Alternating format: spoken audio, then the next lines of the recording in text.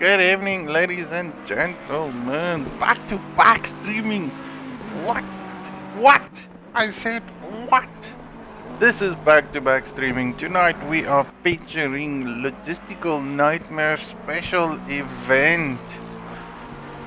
And what we have is 2.5 hours of pure adrenaline racing at Hungaroring, and currently you are watching the qualifying session by the boys on track. So this is an event hosted by Logistical Nightmares, presented by Logistical Nightmares, proudly South Africans, for South Africans, but also for the rest of the world. Man, tonight is going to be one of those fantastic nights where we're going to have some epic racing of a long endurance race. So don't run away. This is just going to be one of those things where it's just going to absolutely epic proportions. Currently, we are watching PlayStation guy HVD Hannes van der Sand, also known with his Ferrari in that fantastic looking car. Man, I thoroughly love that livery. It doesn't matter what it is, but that's beautiful. Scuba Steve, however, is the man on the board. Qualifying session, hitting it down. These boys have got 15 minutes time frame to qualify. Put their best laps down, get it down. And again, things are not easy. We have made it a bit complicated for this event. Again, LNR Endurance Special Event is really just all about a once in a month event. I think once in a month is probably going to be the optimal that it's going to be run, because not everyone has got a lot of time to do this every single Saturday. If this grows by popular demand, we will then continue doing so and then adding more individuals to do so. So, gents, if you have Assetto Corsa Competizione on your PlayStation and you feel like you can take on some of the best in South Africa, and again, that is my humble opinion because the boys on track are the best.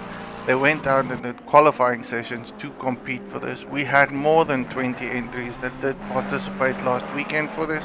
They went out to set the best time they could in order to compete over here. So we are featuring probably the top 20 guys of South Africa at Logistical Nightmares. Currently looking at Mr. Ken Luke, very well known within the sim racing community throughout South Africa, from being one of the fastest boys on track.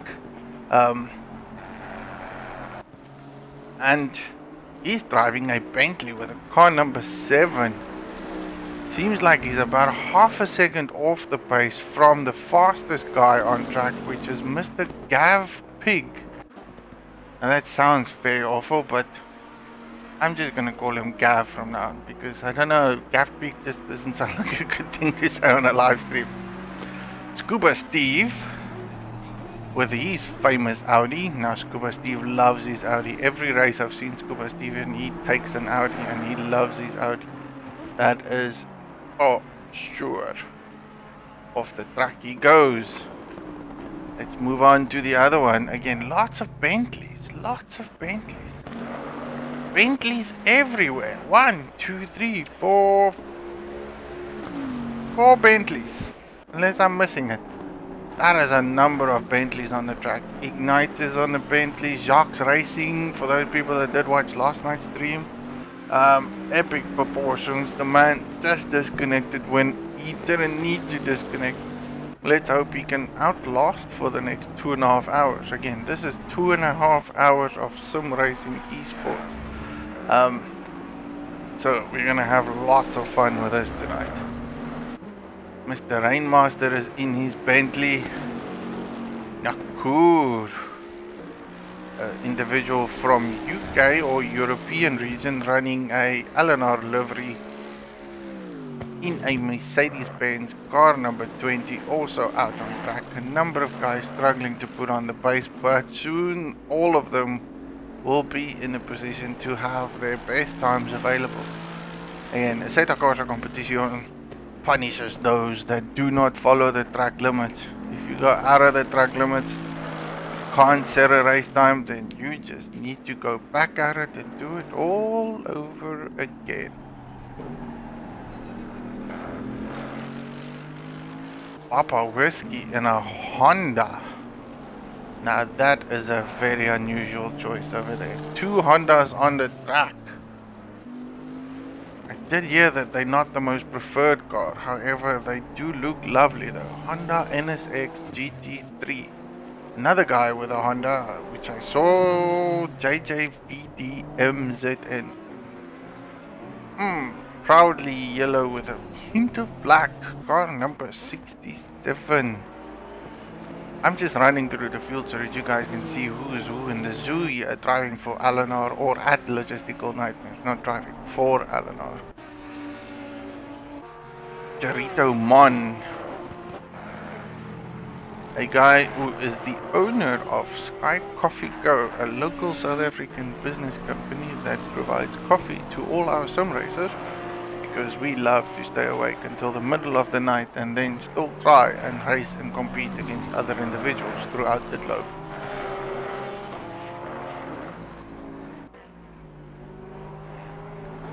LNR Barbliksem, a guy we did not feature last night at all. He was also in one of those races with SOP in collaboration with CRN, and tonight he's driving at Logistical Nightmare again, where the guys want to do racing, they'll do racing.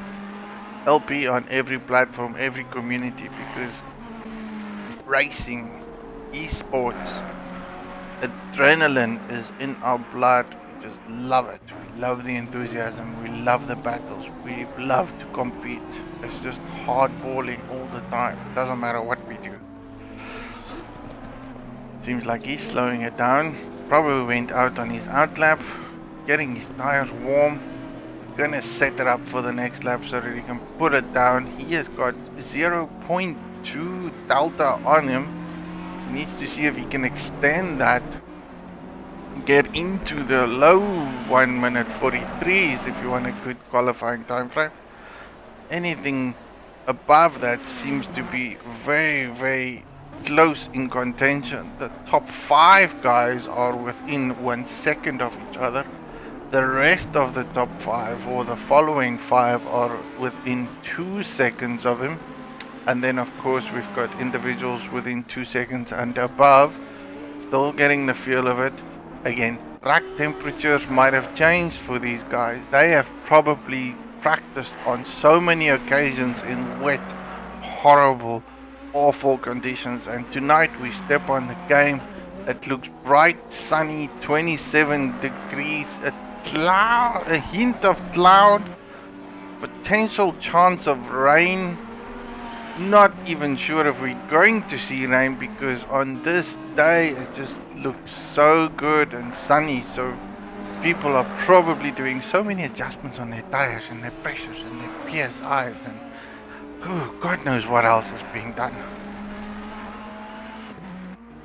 Barbliksem looks like he is on a flyer, pushing the limits of the corner. Such a technical track this is. You have to carry so much momentum through each corner. It's undoubtedly shocking. Mr. Baggy on the stream, how you doing, sir?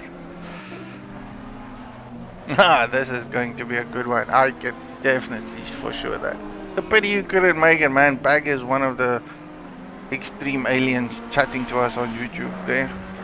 Maybe next one is on you, man. Next one is on you. Competition and hard skill driving is what we would love to see. And you are just a phenomenal driver. Again, I'm going to use the word phenomenal a lot.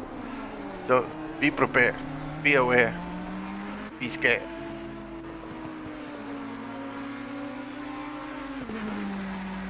Now, in between the qualifying sessions and the race sessions, I'm going to go and hook up to a good friend of pretty much everyone and a well-known guy within the sim racing community. I'm going to hint up to his YouTube channel because Coach Dave, CDA, David Burrell, and his CDA Academy has been so involved with Assetto Corsa Competizione.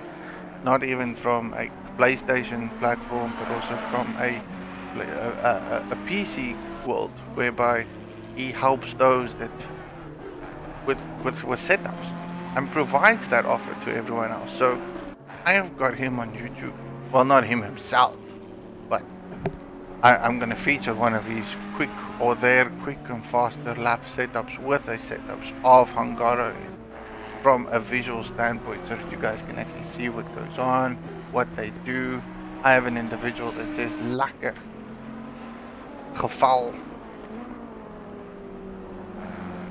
Let's look at more unders. We've got 2 minutes on the clock, 2 minutes left on the clock. Gav Big is finally out. He was one of the guys that set it up the first fastest lap time.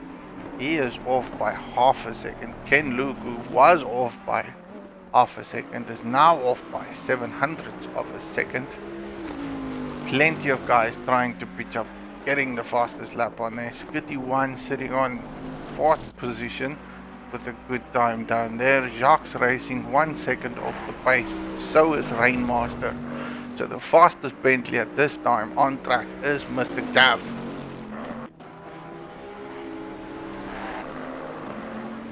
And I've tried to Google this track, man. I just seem to cannot find a place where they can actually tell you what the corner names are. All I know is that they call them corner 1, corner 2, corner 3, corner 4, corner 5, and so it goes on. Unless my Google is broken or something is very wrong, I'm assuming because it's Hungaroring, the language of the country is very difficult to pronounce, so everyone just goes with corner 1, 2, 3, 4, 5, and 6. If anyone knows what these corner names are or even the link, just let me know. At least we have someone there on the stream pushing Gav as hard as he can. Again, guys, people who watch us on the stream, who is on the stream, or whatever your case is, interact, man. I'm a lonely guy here. I've got your things. I can see what you talk about.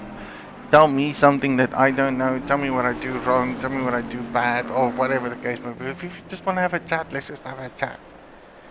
I'm still going to stick on trying to get the stream for you as best as I can. I might knock off once in a while because, again, we are doing this in cheat mode, cheat code.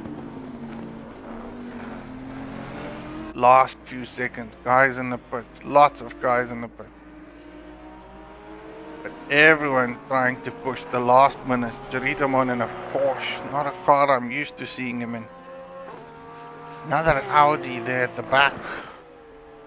Car number 19. Audi probably not gonna be his fastest lap. He's just coasting it all the way through. Nakur smashing it into the corners. Tires all messed up. Jaritamon is trying to get a better lap into there. He's about the only guy apart from Ken Luke who is behind him, if I look at that correctly. Ken Luke and Gav Big. Ken Luke has just passed through. Did he prove his time? No. So all on track at this stage is Jaritamon and then Mr. Gav. And then number 19, NTZ, but he's not going to do much. So it's up to these two boys to put down their lap, see if they can improve from their position. Jaritamon currently in 10th. Gav is still in 3rd. First place is definitely Barblixum and Scuba Steve, it looks like it, unless Gav comes up with him. Smacker of it. Just very possible. Did Jarito improve on his time? No luck at all. Gav, any improvements on his time? Oh, Mr. Gav hits it in 2nd place. That is so close. Oh my goodness, that is exceptionally close. So leader of the pack, starting grid position, the guy that's going to kick it off is LNR Barblux, followed by Gav. Then Scuba Steve, Skitty 1, Ken Luke, Jacques Racing, Rainmaster, HVD, so Hannes van der Sant, Ignitis ZA, Jaritamon, Nakur, JJ, NTZ, Robin, all those boys. We are going to start the race position now. I will be back very shortly, gents. I'm going to go do a few things, hit it up for you as best I can.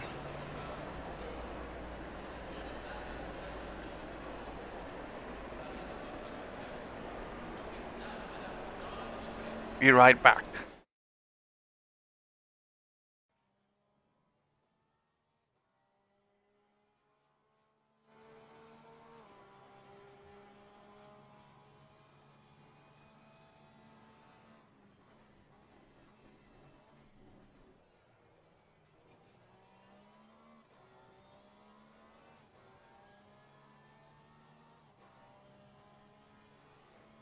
Looking our lap should be at Hungaroring.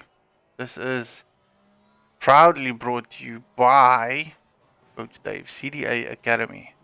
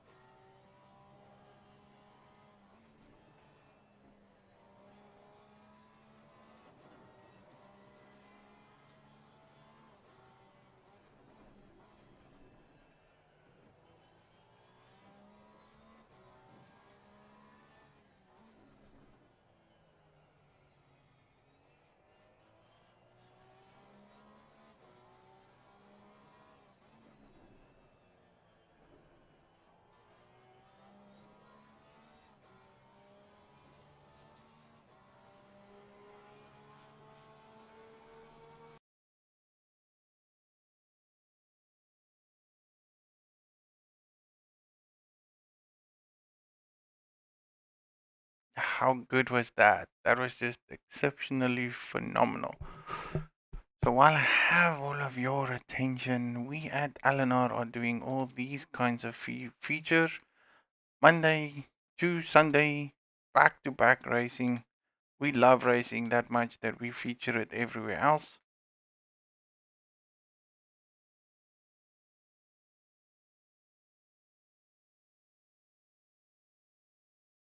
Thoroughly enjoy it.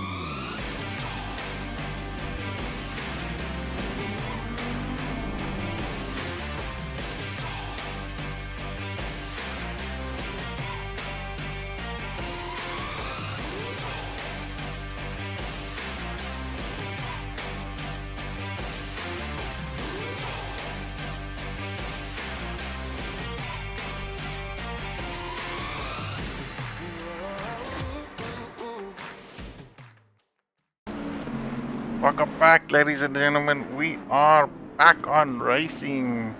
So, this is the outlap just before we kick it off for the racing event to start off. The boys are warming up the tires, getting the brake pads to optimal temperature. It seems a bit cold Sunday night on race day at Assetto Corsa. Track degrees is 24 at this moment. Even the track conditions and ambient temperatures has changed so much from where we started off. I mean, now we're sitting at ambient 21, still optimum. Boys are sort of forming up. The formation lap will slowly begin, where the guys will come together in a side-by-side action. Again, this is where the race starts. Everything's gonna kick it off. Back of the pack is gridding up, side by side. The guys to watch is the guys that's gonna kick it off in the first corner. Let's hope it's all clean. Let's hope it's all respectful. Let's hope everyone is fair to one another. 18 guys, hungry guys, to kick it off at Hungaroring. 2.5 hours of sim racing. So this is gonna be long even for me.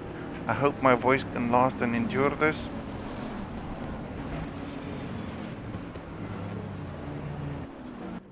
Waiting for the green light.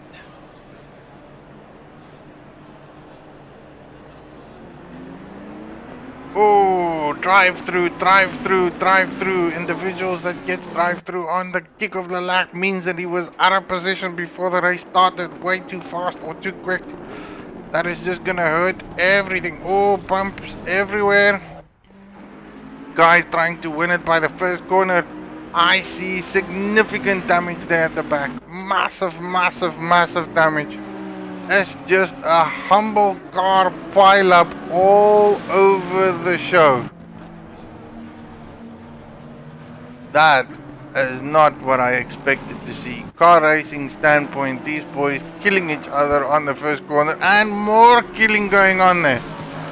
What the hell, gentlemen? What the hell?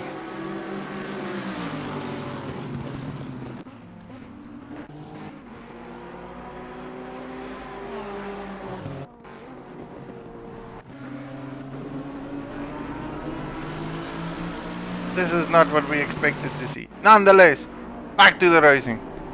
Oh my goodness. This is going to be 2.5 hours of pain for the individuals that went through a awful start at the race of start 1 and it just continued through corner 2, 3 and 4. And now the train at the back of the back is bad. Hannes has just left the pits. He's way at the behind, but nonetheless we're looking at the front runners. And Barblixum has lost 1 position. Ken Luke made several positions coming down. Leader of the grid. Gavpig is going to suffer because he needs to take a drive-through penalty. He was penalized coming at the start of the race.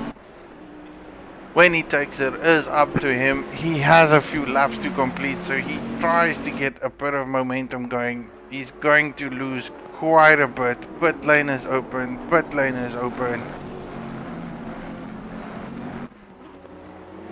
Racing is on. Let's go. I'm looking at the front runners because what we have at this moment is 2 Bentleys sandwiching a Ferrari. Make it 3 Bentleys sandwiching a Ferrari. First, third and fourth position is on Bentleys. Gavpig does have a drive-through penalty. Tire wear is what makes this count. Again, this is not the easiest track to do. Believe me, I know that there is so many areas and locations that you can lose so much time, so much momentum. And Assetto Corsa is not kind to those that exceed track limits. It will punish you by default and you'll just get more drive-throughs.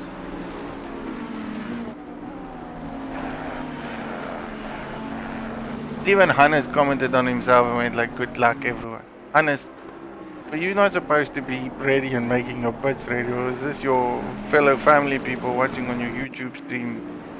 Because you are way behind from an individual that qualified in the top 10. Battles are ongoing. Again, still lots of action everywhere. Porsches on Bentleys. It does seem like the Bentleys are dominating here. Individuals that suffer drive-through penalty for speeding the pit lane. Ooh. Guys are making a havoc of this. A complete havoc.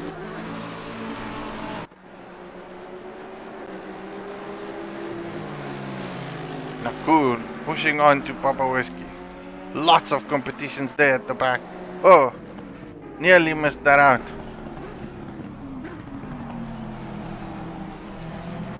Gary versus Bad Bull versus JJ.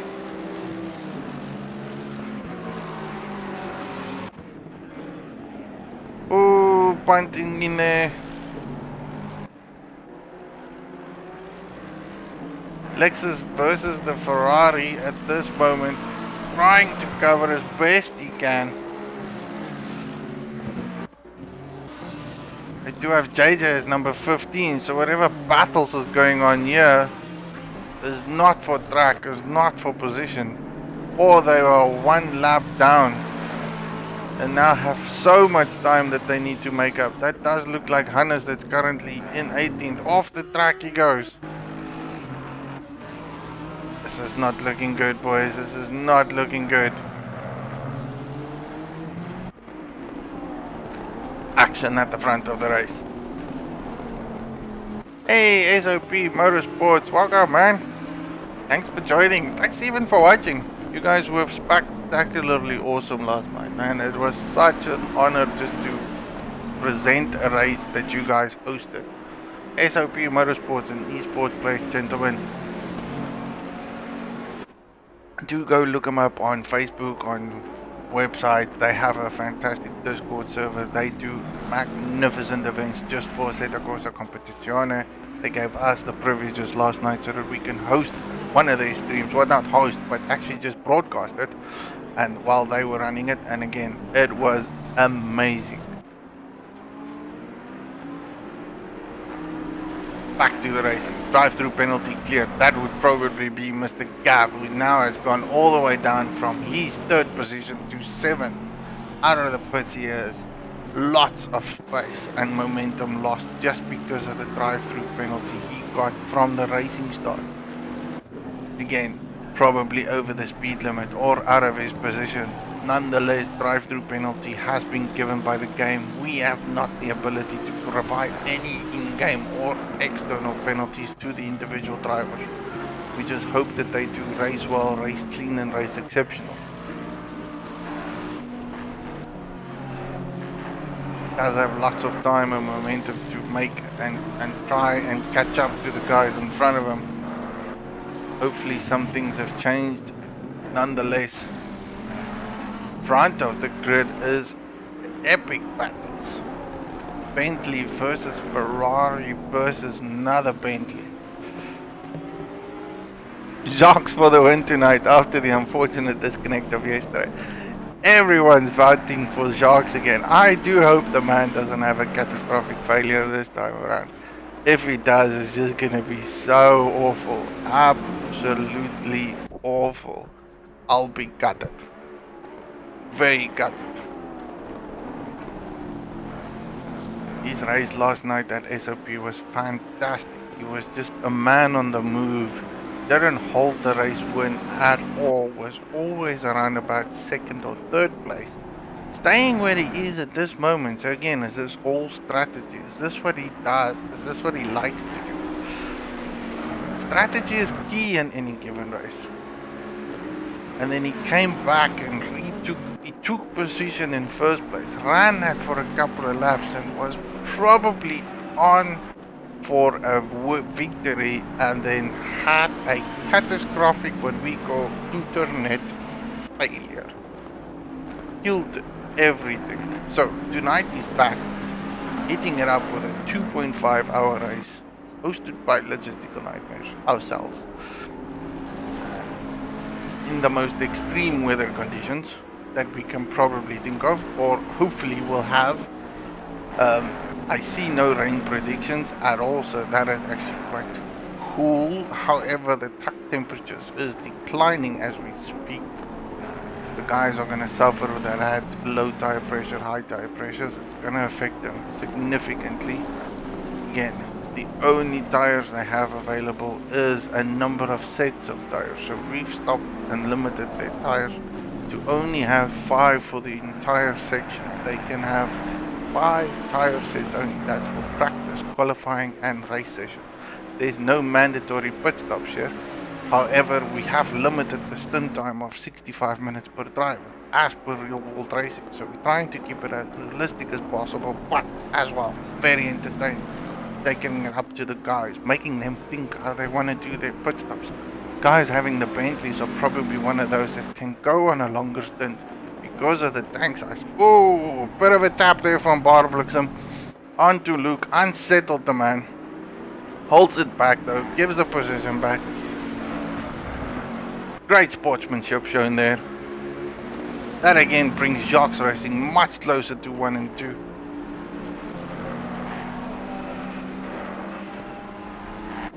Race is on. Skitty sitting comfortably in 4th place as well. The guy we haven't talked about that much, but he's hanging on to the top 3 guys.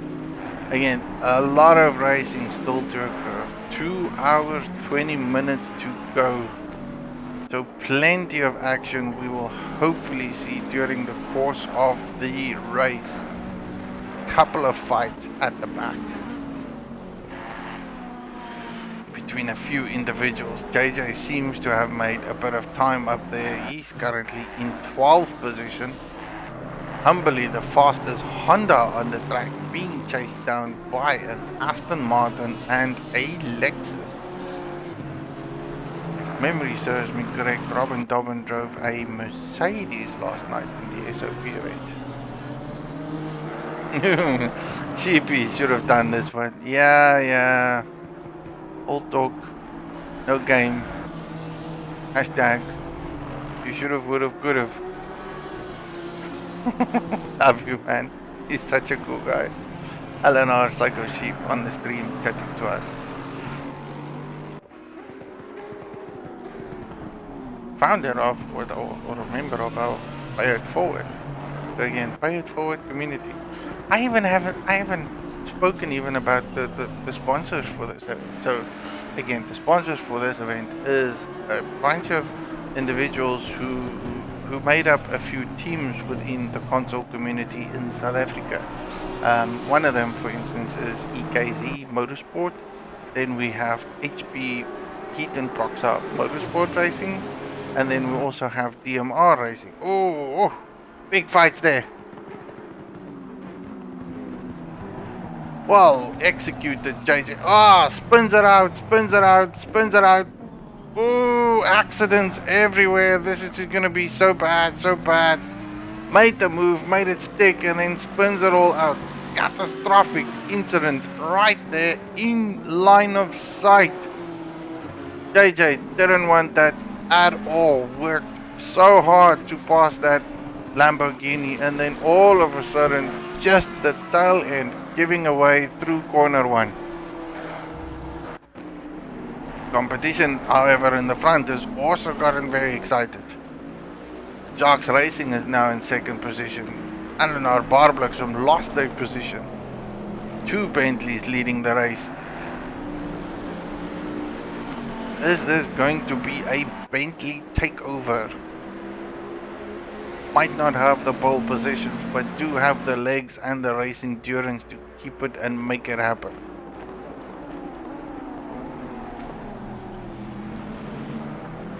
LNR Bar in the inside line makes it count. That was a sneaky pass if ever I've seen one.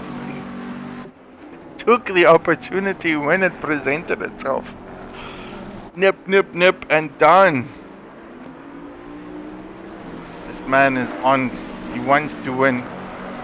I think he came 2nd in the SOP collaboration and CRN race last night. If you guys want to check it out, it is on one of our streams again at LOGISTICALNIGHTMARE.com. Have a look at it. Epic racing of epic proportions. Was proudly broadcasted or hosted by SOP and CRN. Fantastic bunch of guys. But tonight it's Logistical Nightmare versus everyone in Logistical Nightmare. And again, this is not just a bunch of South African boys. These boys are all over the world, from North America to Europe, all the way down to the likes of Australia and South Africa. Leading the pack though at this moment is all 4 South African guys. And there in the rear is Mr. Rainmaster as well. A guy I didn't feature that much in last night's race, but again, I stick to where the racing is. This is where the action is. We all want to see what these boys do. We all want to have a look and figure out where the best chances are. Where are they going to pass each other? Where are they going to challenge one another? That Bentley is just phenomenal on the straight line.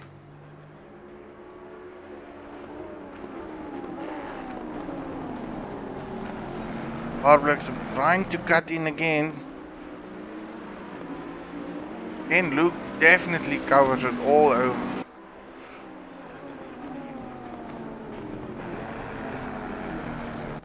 From personal notes and personal references and experiences,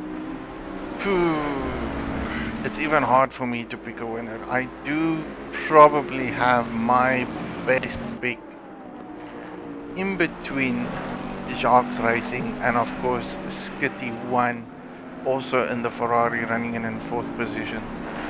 Out of all my life of sim racing and even racing with these guys, I am very well aware that both Jacques Racing and Skitty 1 are dominant endurance guys that can sit for long hours of stints behind a rig, putting the lap down when it counts, lap by lap by lap. So this is not new to them.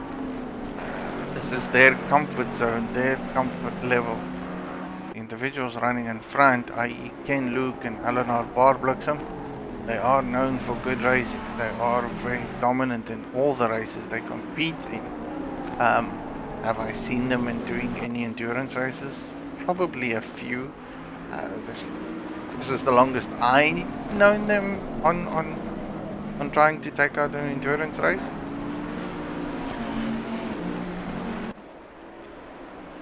So anything can happen. Bossman doesn't compliment. I like complimenting people, man. You guys are all exceptional. I mean, look what you guys bring to the table. Just great racing. There we go. Eleanor in. Oh, that was close, but no cigar. No cigar. Oh, another punt. This just feels like a eat, beat, and repeat. Double punt. No, 2 guys off the racing track. That is not what anyone wanted. Rainmaster taking opportunity where it needs to.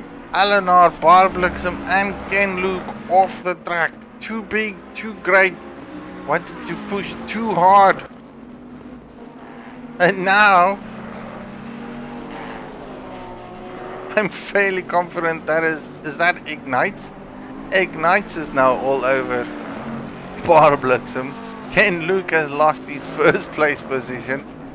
He's now all at the back of the pack. These boys must have some damage on their cars because that had to hurt. No two ways about it. Probably a bit too optimistic, missing the braking points, hitting the guy from behind. Nonetheless, accidents happen, but I don't think that was necessarily very good. Again, that's just my comments. Could it have been avoided? That is probably the biggest question. Back to the new racing leaders, number 1 and number 2. Sharks Racing in front, followed by Skitty, and then Rainmaster, all of a sudden a new podium.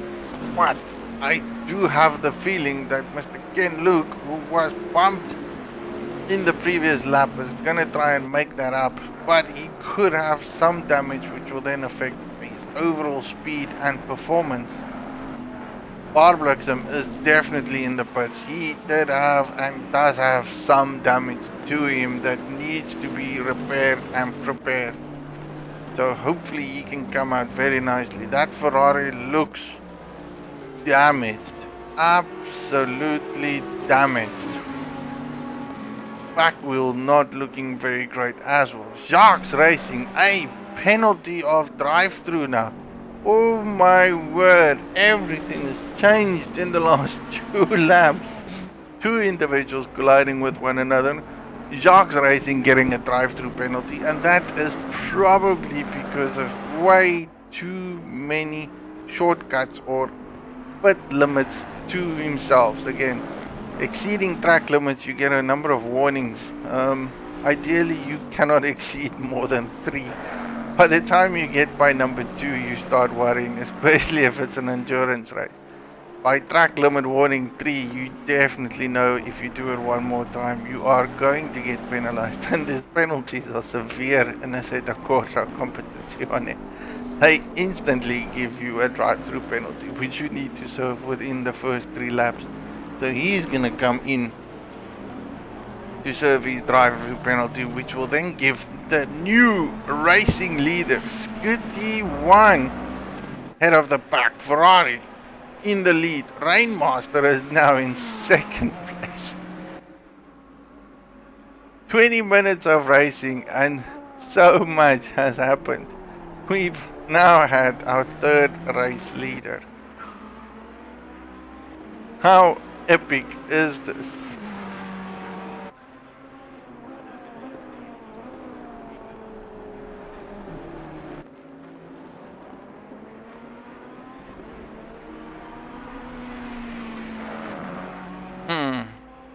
Guys picked up on something on a race that I didn't pick up. A few guys have disconnected while we started this whole race, and we are now only with 16 drivers.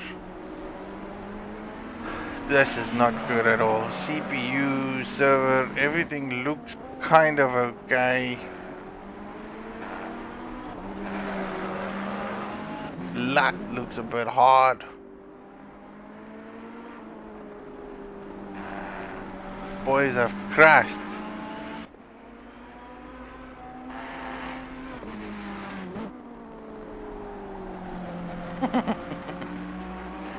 Psycho Sheep goes like, he can probably still enter. I don't think so. I don't know. Maybe.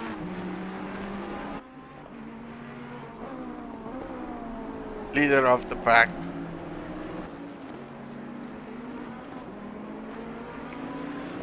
Doing quite well. Again, Luke definitely suffering there. That damage has hurt him. He is losing severe time on even Rainmaster. Trying to nurse his car all the way through, so the longer he can go with, the better it is. Rather not lose too much time. LNR bar blocks him all the way to 15th position. That has cost him quite a bit. And again, some guys on the stream probably noted that there was a disconnect between certain individuals. So could have that caused a lag spike, causing the people to do collide with one another. It is very hard when you do esports sim type racing. You always have to factor in that you have internet speed to account for and adjust. Trying to figure out where the individual can and will be based on what his internet is, and again, if internet does clash, it does make it very difficult. Nonetheless, racing will continue. Jacques Racing, who had a drive-through penalty, is sitting in at 6th position. 7 seconds adrift according to the Delta. And we now have a Porsche in the top 5. Right, yellow and green Porsche, driven by Jarito Man in car number 73. Heading through probably the most trickiest corners by far on Hungaroring. Because there's not that many braking points for you to actually see what you can do. Gotta hit them properly lap by lap, and it is so tricky.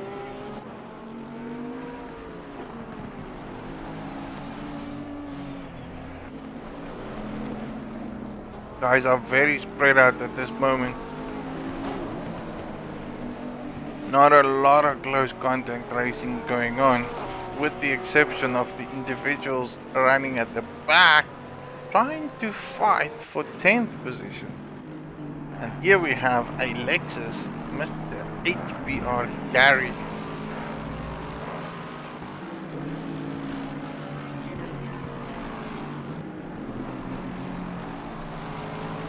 Driving the best he can at this moment.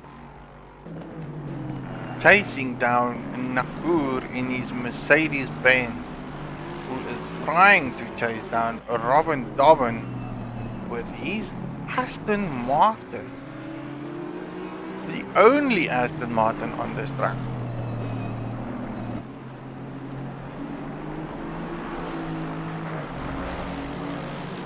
A very lovely car to drive.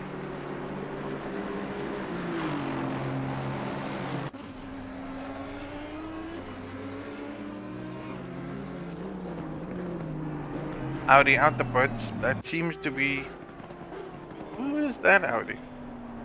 Not Scuba Steve. NTZ. Scuba Steve in 9th place. Driving for another community. Marmite. The Marmite community. Good friend. Again, so many communities interlinked to one another. Driving wherever they can. The era of racing has changed. It's just one of those great things we can do. Everyone can race where they want and can, and that is the absolute niceness of it.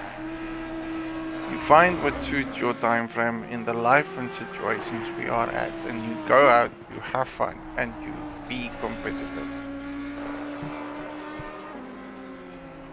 And in a short stint away, we all just boys being boys, I guess.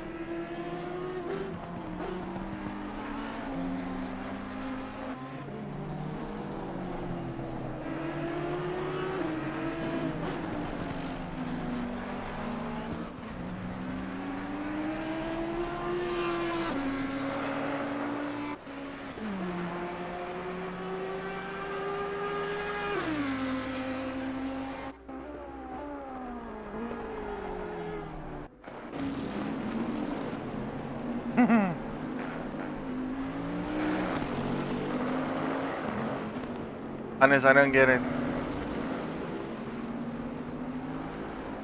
Did you disconnect? Was it you that disconnected? I don't see you on anymore.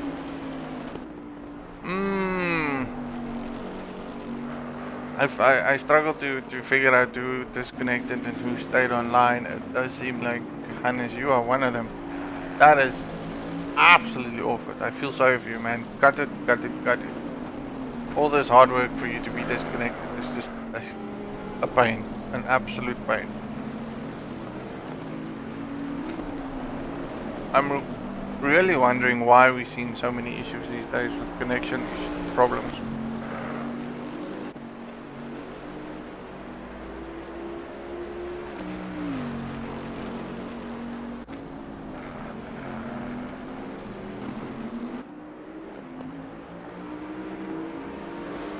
Luke seems to have built momentum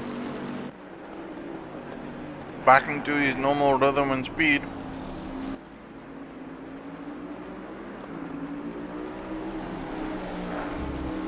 E94, yellow flag and off.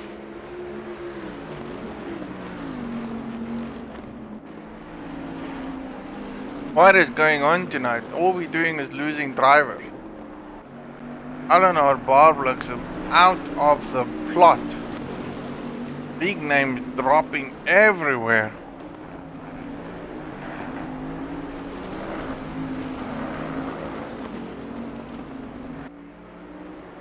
Is it something we're missing? Is it something that's going on?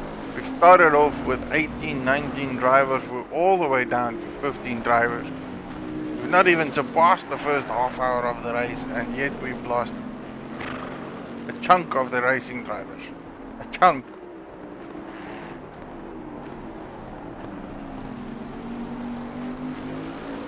Too many disconnects in one night.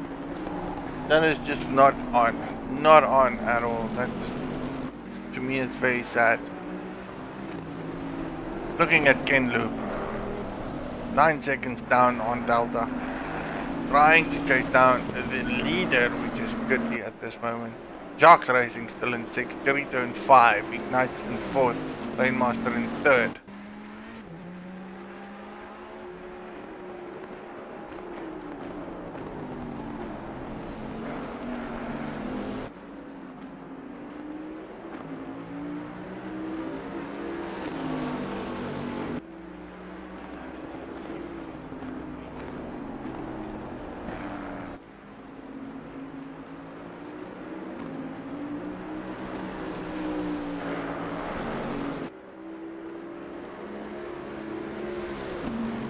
Boys are typing furiously everywhere on chats, even in the community chats. They have experienced bad DC failures.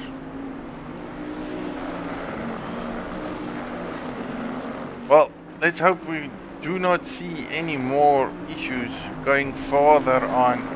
Heading back, two guys fighting for position. Yakur and Robin battling for 10th place. Clouds are getting heavier. Not sure if we're gonna see some rain tonight, but it is going to be very interesting if we do. Here we have Merc versus Aston Martin. Super cool.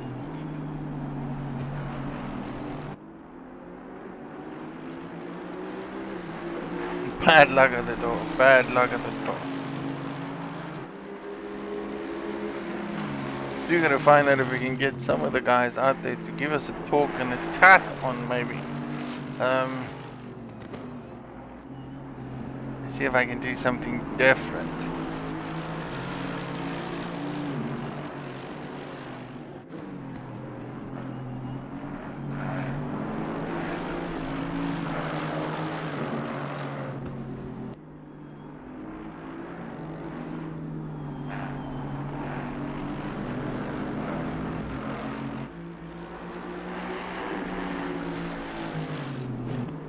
Typing up, getting some entertainment. Action still here at the present time. Akur getting closer and closer to Robin Doven, trying to get that 10th position. Mercedes does look very comfortable at the moment, whereas Robin seems to be struggling with that Aston Martin.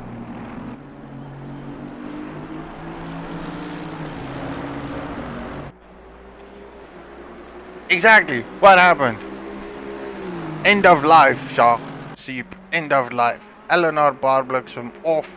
Hannes van der Sand off. We've just lost 3-4 guys in interconnect issues. I will call them catastrophic failures.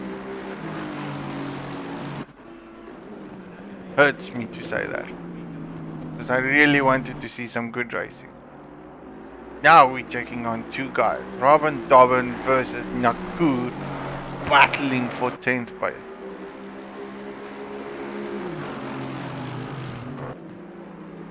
He is trying so hard to get all over that Aston Martin.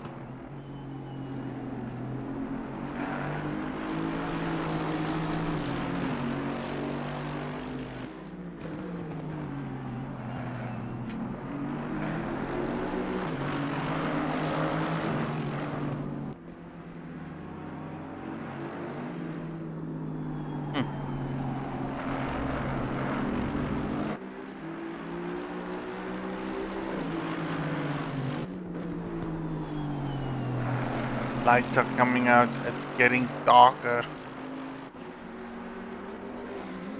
We are heading into the night race. So you boys and ladies and everyone is going to experience and visually see night racing. You can see that the track temperature has gone down significantly from where we started off.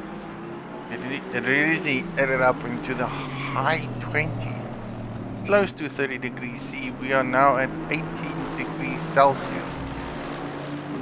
A massive drop from a temperature point of view. The track is still running at very optimum level though. It just depends on whether these guys have done a good setup.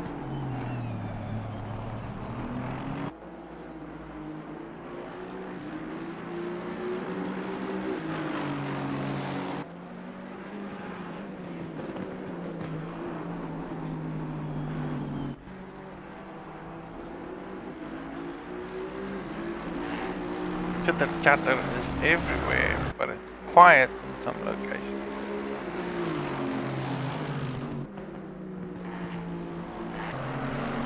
It's getting very dark though. Darkness surrounds us.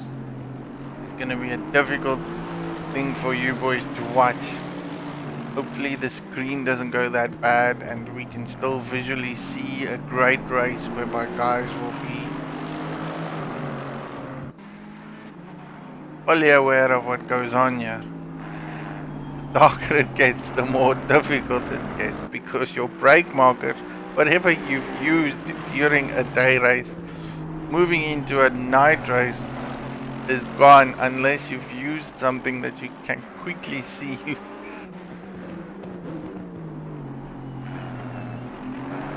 Battle is still hot here.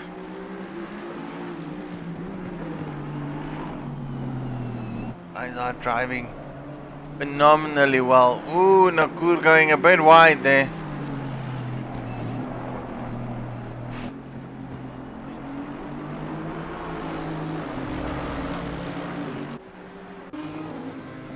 Rainmaster off the track. Spun. At least he recovered it well. But that would have definitely cost him some time. Tires are all heated up. And I think the individuals ahead of him now is Ignite. Close by him is Jacques Racing. So he's lost a lot of positions. And he is now needs to cover and defend. Jacques Racing taking the inside line. Taking a position away from him. Rainmaster severely struggling. He's going to be hunted down by Gerito Mon not so long from now if his pace continues to suffer.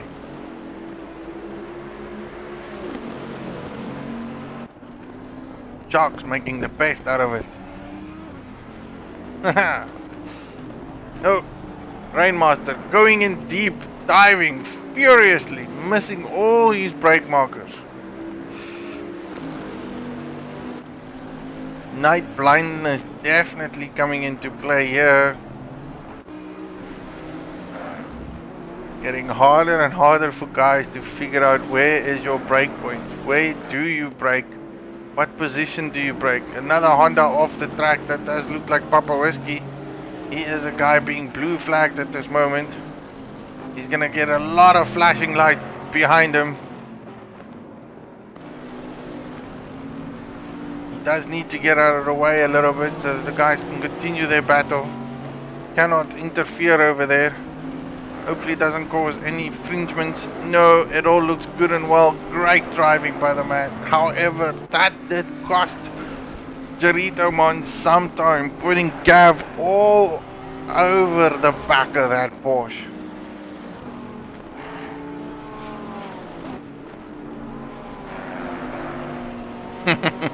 People are shouting for EKZ. Again, Team EKZ drivers being represented by, I think, Skitty. Skitty is the only EKZ boy I see here. Mr. Berries, good evening there on the stream. Welcome. Thanks for joining, man. The race is getting darker for the individuals. Still no rain at this moment. Just cloudy. Cloudy and dark. Racing is everywhere. Scuba Steve is in the mix there. At the moment we have Gaffbeak and Gerito fighting for position. However, Gaff just made a big error.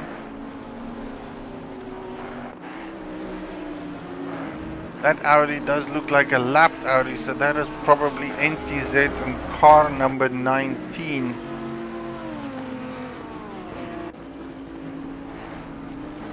Sitting in between Rainmaster and Gerito Mon. Getting very dark now.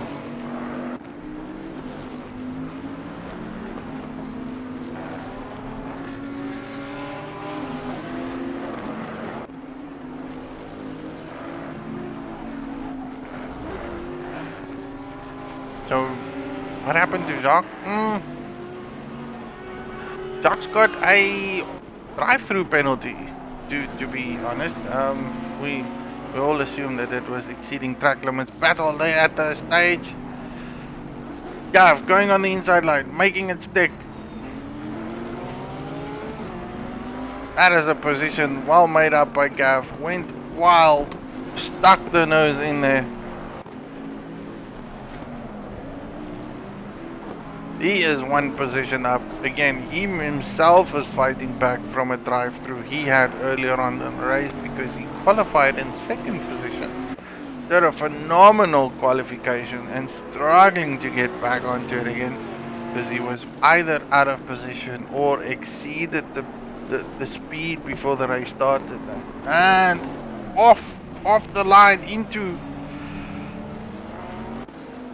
This is getting harder and harder for the guys to see. Darker and darker it gets. Not even sure how easy is it for you guys to actually look at this. Didn't think about that during streaming, that this might be very dark.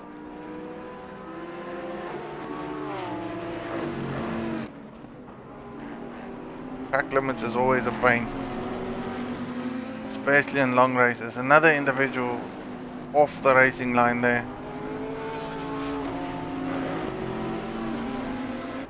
Back to the pits.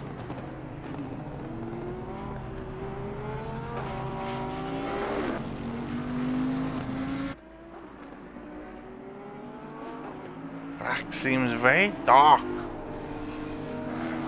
even for me.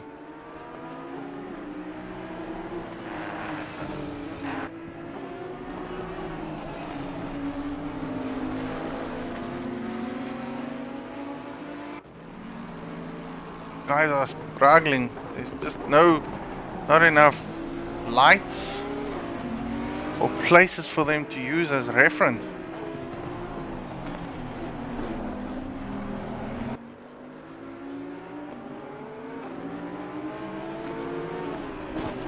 It's like all the track lights are gone.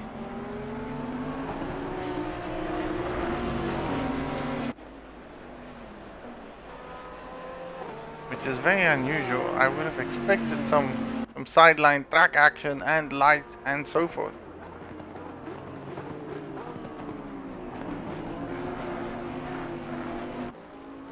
Definitely a challenge for these individuals. Skitty has lost the lead. Ken Lucas found lots of momentum though. Jacques Racing is in the pits. Scuba Steve is in the pits.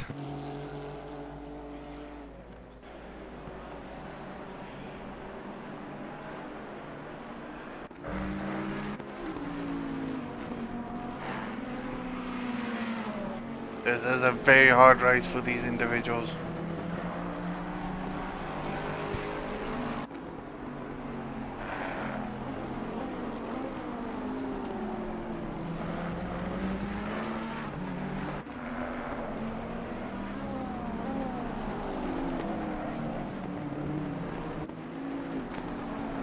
Everyone missing brake points, brake markers, brake sets.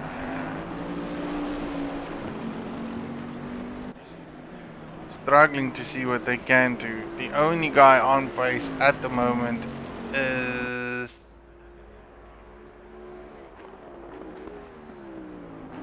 big names are being lost here, that's true, and another driver is off the cards. We've gone all the way from 18 all the way down to 13 drivers.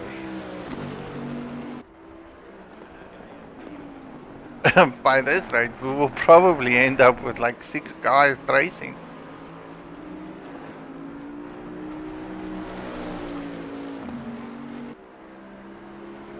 Hopefully we don't lose any more of them.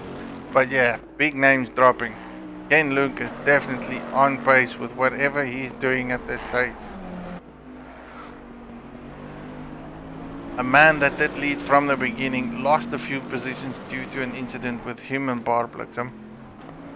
Has made it up since. He's back in the lead again with the Bentley. Sharks Racing still in the pits. Skitty one off by 4 seconds. Ignites now in third. Gerito in fourth. Gaff Pig and Gerito battling still.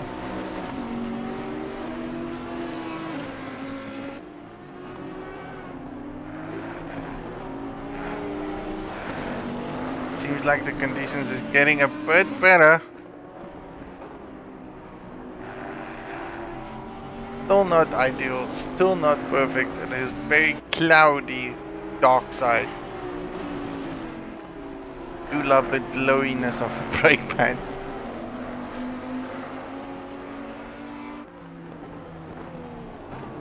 A hard track, a hard competition for these individuals to even try and compete against. Again, seems to be a bit hard for the individuals to even try and carry the momentum through. Competition is tough. Endurance racing is even tougher.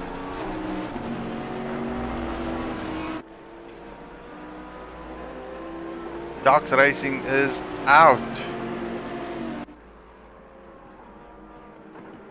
Individual is gone. 12 individuals now up for racing.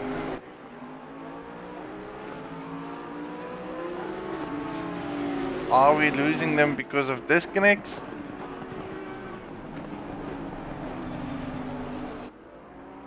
Not 100% sure. I'd love to know, man. For those guys that have been racing, let me know your thoughts, man.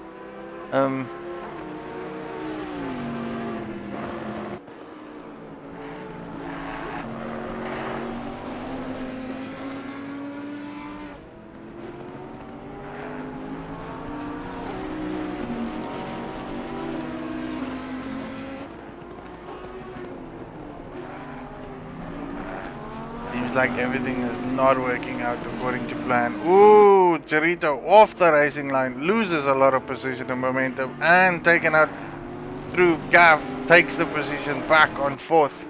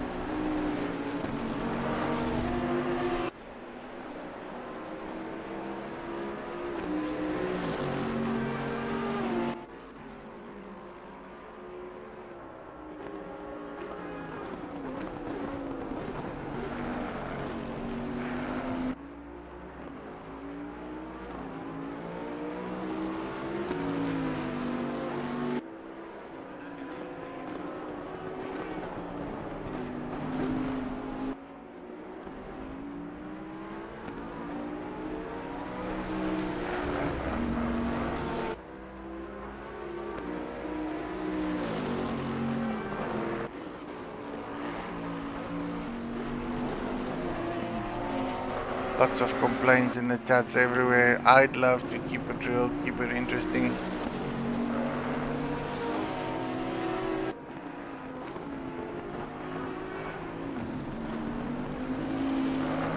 Kinda makes me so annoyed when individuals drive badly, but then again, I am not one to talk at this moment. So, where are we in the racing? 12 guys in the race.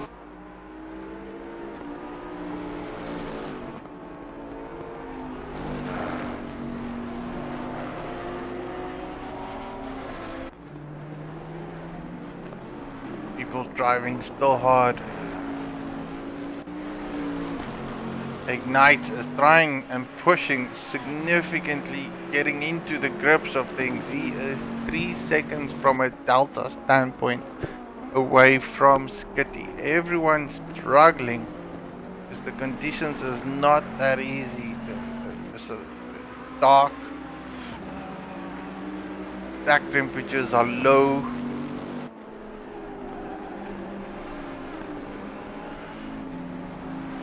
And when driving situations changes, you need to adapt and see if you can adapt while you can.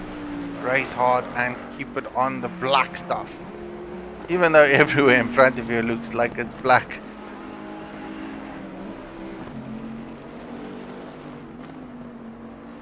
You reckon? It's not too dark for you guys watching the stream. It's not too bad. I need to maybe just take away my studio mode from streaming point of view and see if I can see it. It doesn't look that bad. It actually looks quite nice though. from a console point of view, this is epic though. I can clearly see where the guys are racing. It must be difficult for them to even look at it because you can see some of the individuals struggling with their braking points, braking conditions. Nonetheless, the more you try to do things, the more you keep it up. At some point you will get used to it. I guess it depends on what your resolution is on your end of the view. Is it too difficult? Is it too hard? Is it pushing too much?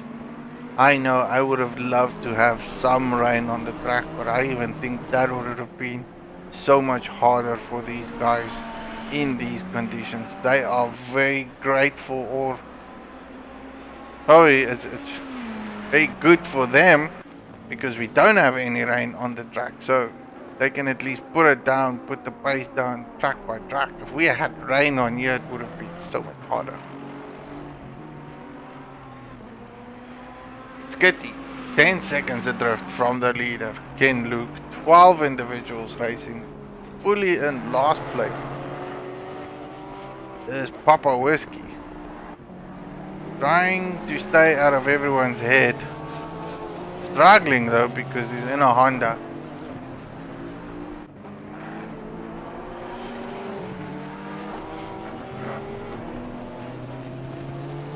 Fighting the Honda as best he can. JJ VDMZN, the guy in another Honda in front of him is a Ferrari. Now whose Ferrari is that? It's probably Repsol.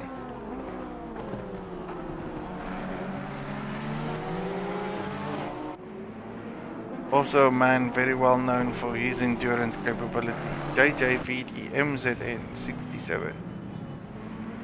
Car number 67. Being lapped there by Jerito Mon, who I know is the only Porsche on the track. Trying to chase down Reps.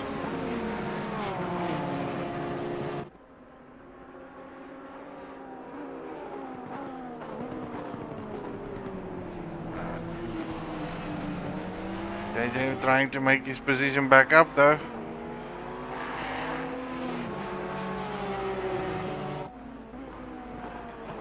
Reps slowly being closed down by Jerito. We did have a battle earlier on with Gav. Gav is now sitting in third position, so that is a potential pit stop that is taking place. Robin Dobbin in the pits, Nakur in the pits. 11 people on the track. This is just getting worse and worse the more we progress. Almost half of the individuals who started the race is not even here. Was that a pass? That seems to have been a pass. Reps just stops dead in the track. Not 100% sure what he did there, but he is also maybe struggling with this. They have the leader behind them, Ken Luke, trying to curve through the tracks in the middle of everywhere. Making positions up as he cuts through all the individuals. Reps struggling with that Ferrari on the racetrack.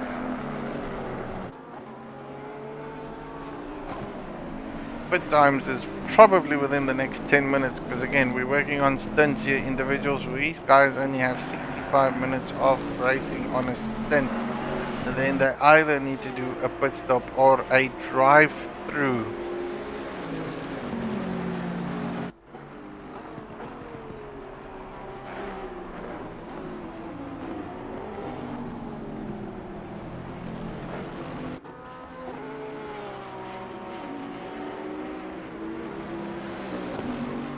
Two individuals that did their pit stops recently, Robin and Nakur.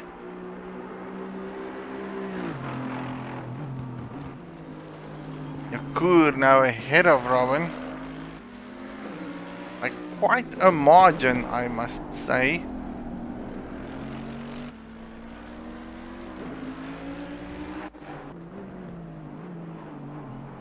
a significant gap between those two individuals. Mr. Whiskey has left. I see so many people leaving.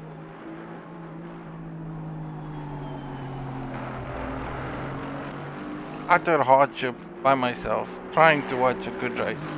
Individuals fighting on other platforms.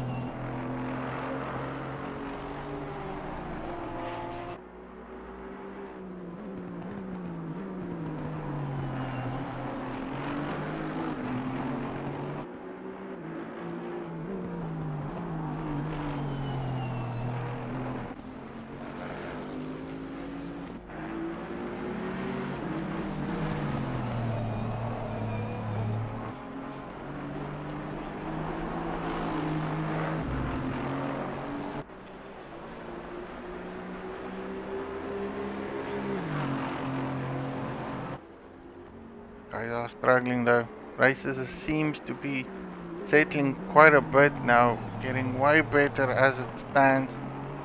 More individuals getting to the likes of the racing conditions.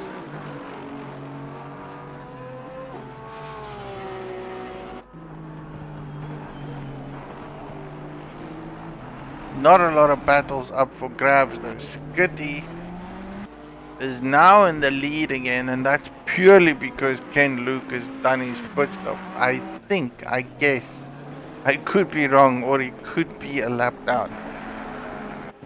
We shall see as soon as he passes sector 1 whether he is now back into the lead again.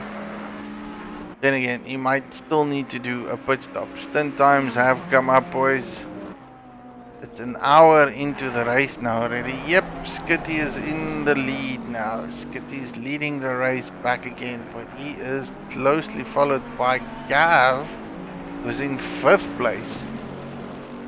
Few guys in the pit, Ken Luke and Reps Racing.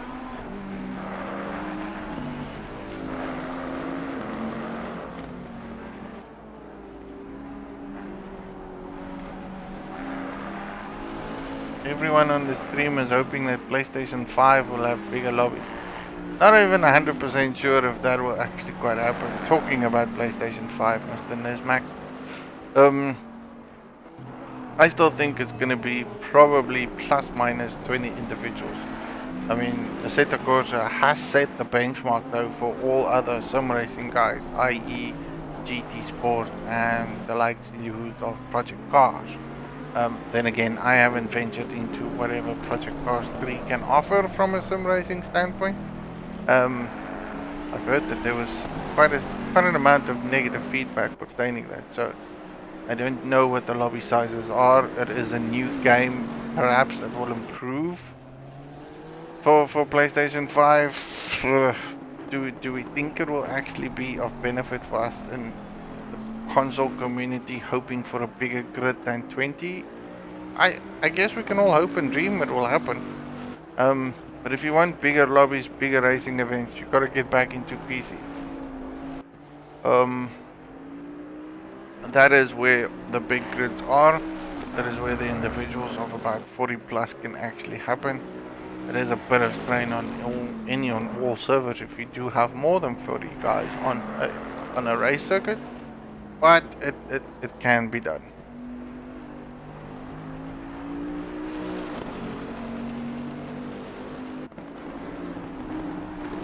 Looking at Ignites, does seem like Bentley is dominating this. Pity the individuals that started the race couldn't continue with the race. I appreciate it if you have a bad race and still continue with the race. I kind of frown upon it if you have a bad race and then decided to quit. Those things doesn't sit well with me.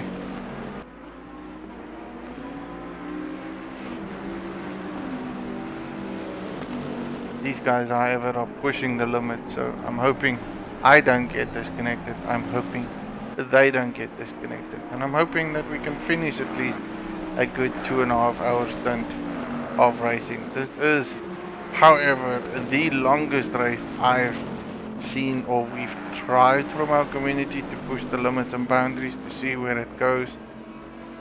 Um, I'll probably have to have a lot of conversations and discussions in the background to see whether I would want to do another one. I'm sitting behind my wheel. I could have raced. I could have done so much more.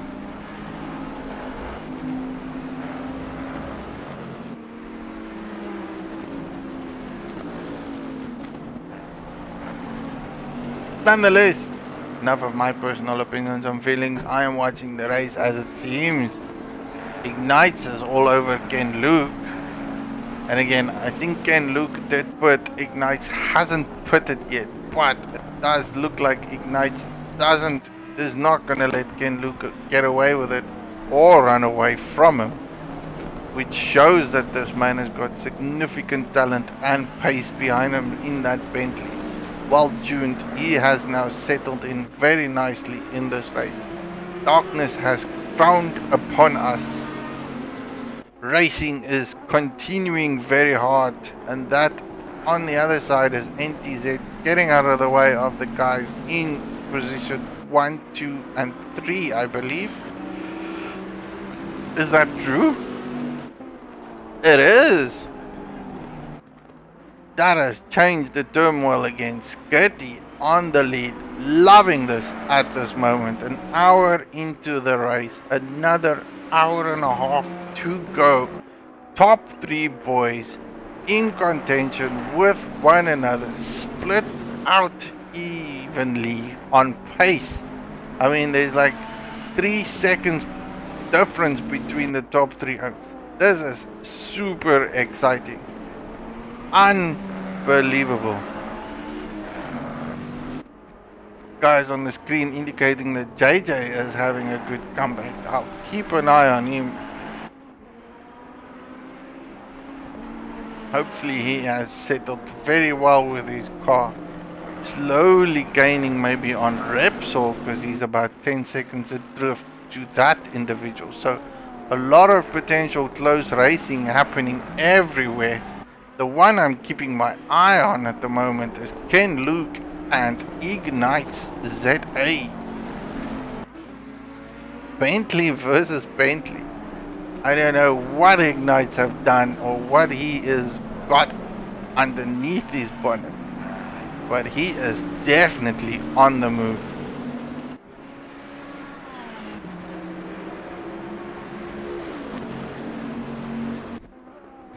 Not letting Ken Luke get away from him at all. Top 3 boys, Skitty, Ken Luke, Ignite.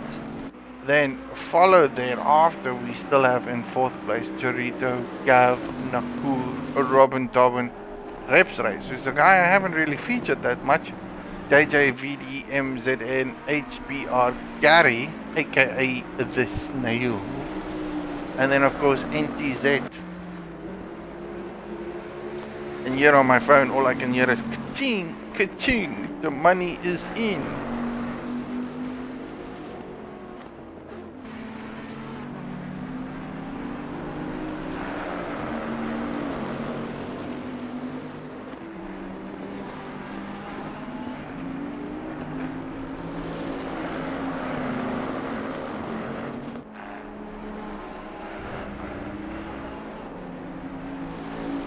So, the individuals that do watch the stream, you guys that are alive and kicking, sitting on your side, on your bed, on your couch, on your phone.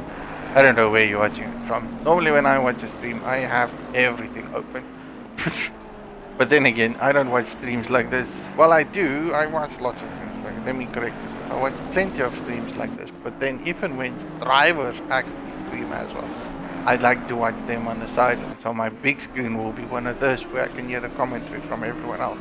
Then on my phone, I'll have phone, tablet, and maybe if I can, I'll grab my daughter's tablet and then I'll put on the individual racing guys and just to hear how it goes. Still 11 guys racing. Gary seems to be doing very well there in 10th place, grabbing the last position over there. Reps Racing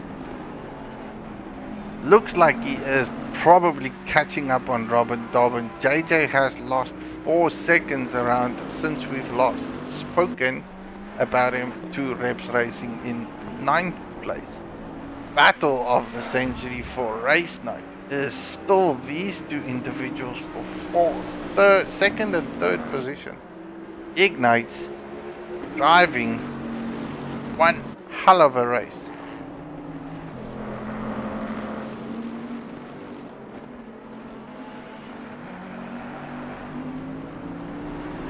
We have 11 drivers on the track, boys. I wish there was more, but for those that are watching, I mean, let me know who you think seems to be a potential good driver, or even maybe the driver of the day so far. A lot has happened from the beginning, start to finish. LNR Barbucks got podium from a qualifying standpoint. Lost it in between within the first hour of the race. Got disconnected.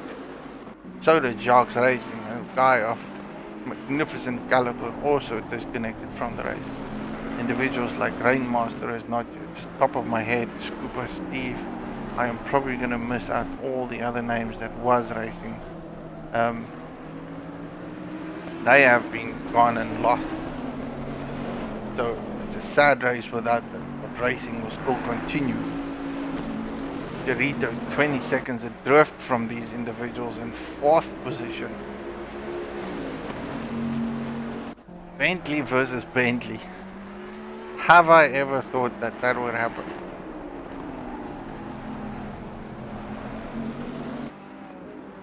It does make it hard to shift in between two different intervals. I've had many of a race where we go from daytime to nighttime, and then, or even starting in the early mornings races where the sun just peeks out its head, and then you have a hard day of racing with sun the whole day, and then nighttime comes and it's just a different caliber of racing. It challenges one as a driver.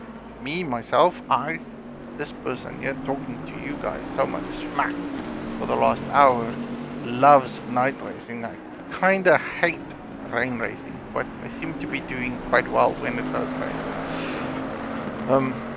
But it does challenge you.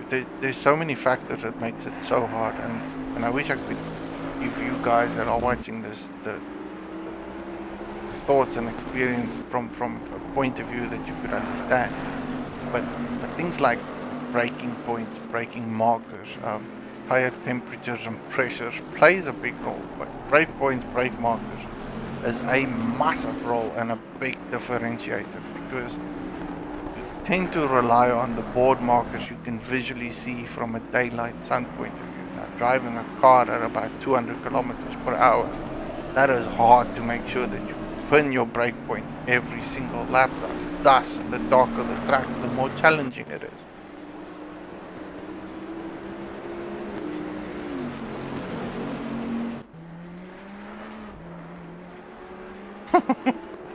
Baggy on the street. It's when stuff goes wrong. Yes, it is when stuff goes wrong. Not if, but it does.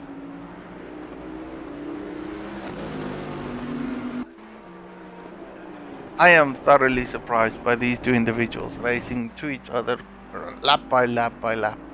This is what endurance is all about. It's not a sprint race. You can't just take a guy corner by corner, toe to toe. You gotta make it count for the long race, the long endurance race. Now, I know Ken Lucas got the pace. It does definitely seem like Ignites has got the pace as well. Skitty is a good 10 seconds adrift from them.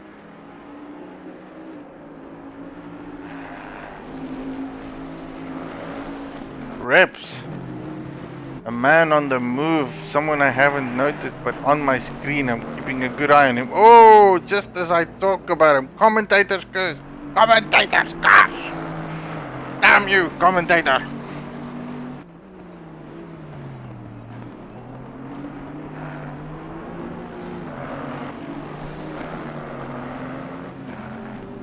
He was so close onto Robert Dobber. Now he's got to make up all the time.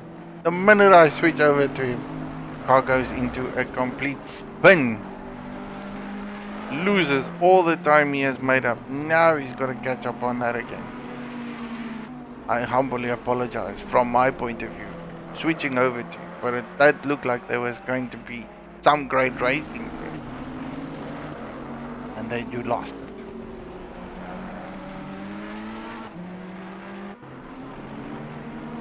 Skitty is in the pits. I can see that. The man has pushed that car very far though.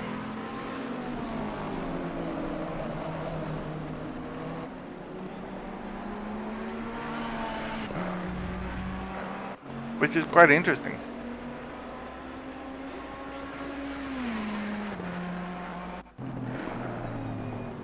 In the pits he is still losing time nonetheless.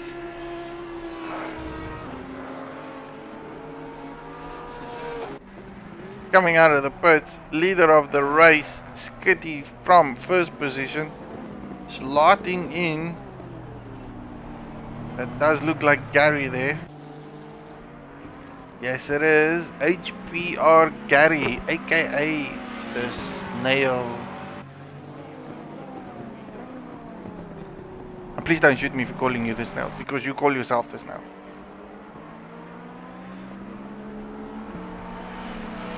Driving well, in 10th place. Phenomenal drive by him though. Never have known Gary to be in an endurance race. I actually believe this is probably his first endurance race I know of. Unless I'm very wrong. But happy you could join and participate, man. This is absolutely awful. Awesome. Not awful, awesome. NTZ sitting there in 11th position. The guy in last. Well, I won't say last. Let's not call it last. He's in 11th position. 11 out of 20. There we go. The guys that are not here are last. I take my words back.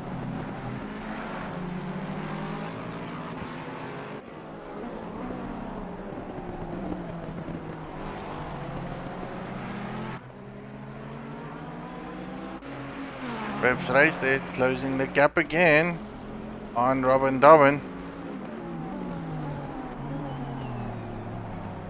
Very quick though. I mean, I was fairly confident that he was about 6 seconds from the Delta. Made up so much in did Robin make a mistake somewhere along the line? JJ is also closing up the gap there. I remember him being about 14 seconds off reps. So competition race is on. So there's still a couple of things I haven't talked about though. And again, let's go back to those things. Well, maybe I shouldn't talk that much. But from my side, a big thanks to all the guys, all the sponsors, all the individual communities that have sponsored for this event. AKA DMR, HP and EKZ. Those are fantastic racing sports teams or racing communities or friends. Oh, do help me with the lingo, how you guys want to pronounce yourselves or proclaim yourselves are. I'm calling you mini communities, whatever there is, for the sponsorship. It's absolutely awesome. Big ups, big thanks to you guys. That is fantastic. AKA EKZ, AKA Richard Herring, or Angelus as we all know him. DMR Racing, pretty much the guys from Dino Cantino, AM Racing itself.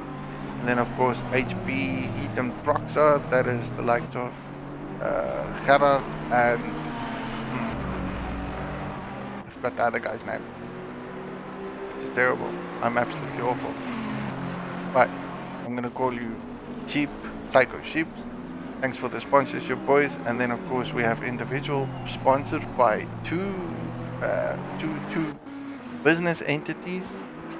Black Ribbon Simulations Racing representing as well for us tonight. Those boys are big sim racing gear. If you want anything from gloves to rigs, and they're now even trying to import great sim gear from Germany. And again, when we say Germany, we go the likelihoods of the Fanatic gear, which is something very difficult and challenging to even get into South Africa, just purely because of shipping logistics and whatsoever. They are proudly South African, supporting and supplying sim racing gear for the esports sim racer. And then we have 28 Black, which is a new energy drink in South Africa. I have not known about it. I don't know about the company itself, but apparently the energy drink is phenomenally tasteful. Thanks to them as well. I have to give out the shout out to those boys. Without them, it will not be possible for us to do this. And I say that with humble pleasure because they do help us as a community to grow.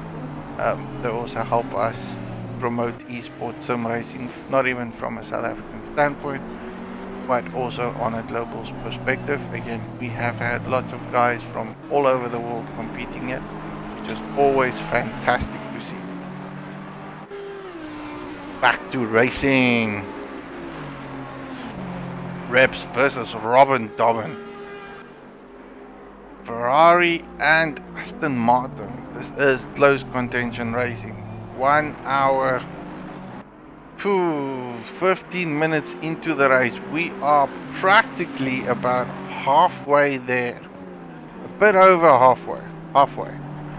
halfway into the race. Another hour and 15 minutes for me. Excuse me, but my mathematical calculations off the side number brain doesn't work. I'm getting older. I've become lazier.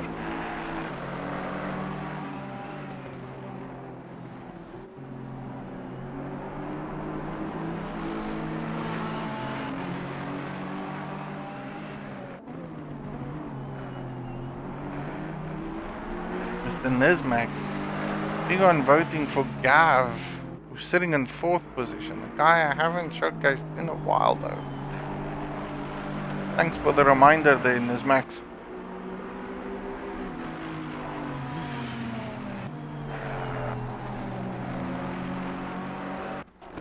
Let's go have a look and see what Mr. Gav does while those individuals battle there for 7th. Only 10 guys driving. We've just lost NTZ.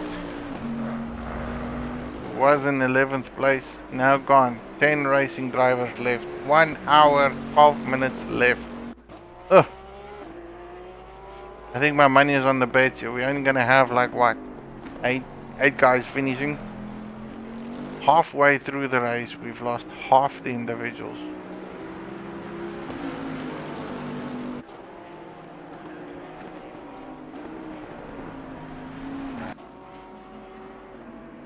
Gav going on very well.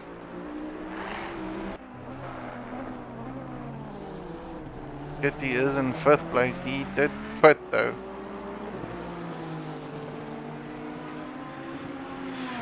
Two battles on track at this moment.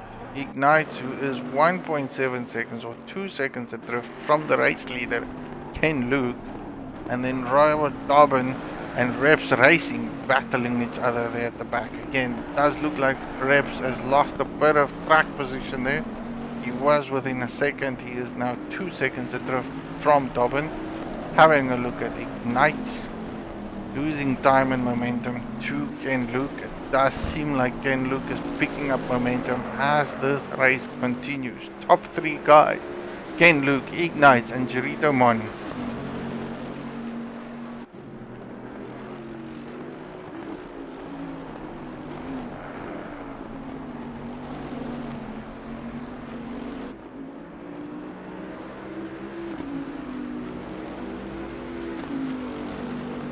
You're very right, Nismax.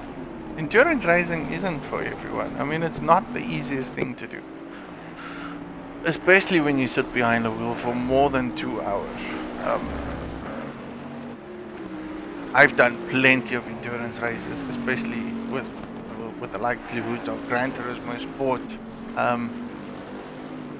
And that is quite a challenge. I think my longest race I've done itself by a single driver is 12 hours. And that is epic. And again, I said epic because I see sheep commentating there, but that is hard work. Endurance racing, even from a simulation point of view, is hard work. This is not just a question of pushing a button and the car goes left or right. This is you working the car corner by corner, trying to not lose so much time and momentum, but then thus chasing the guy ahead of you. And it gets tiring. I mean, over a long stint, especially anything above 2 hours, is a tedious task. Assetto Corsa brings that next level towards it, because sim sport or simcade games like GT Sport and those things, you don't really have to worry about the smaller details of tire pressures and your fuel consumption. Well, you do look at fuel consumptions, but your tire pressures, your pit strategies, and things like that come to play very hard in ACC, because you just tend to track everything, which makes it hard. It's difficult. It is challenging. From experience, I haven't done more than 2 hours myself, so these guys are exceeding my limitation of sim racing on ACC from an endurance point platform. I've done a few stints and a few racing whereby I've done 2 hours back to back, but nothing more than that in itself. From a driver swap point of view, I've done many of those where at least I could give the car to someone else to drive, and again, that's just only on PC platform. This is not available yet on a console platform from PlayStation standpoint of view. These guys have just the smaller breakdown version of ACC on console, and we all expect more epic evolutions when PlayStation 5 comes out.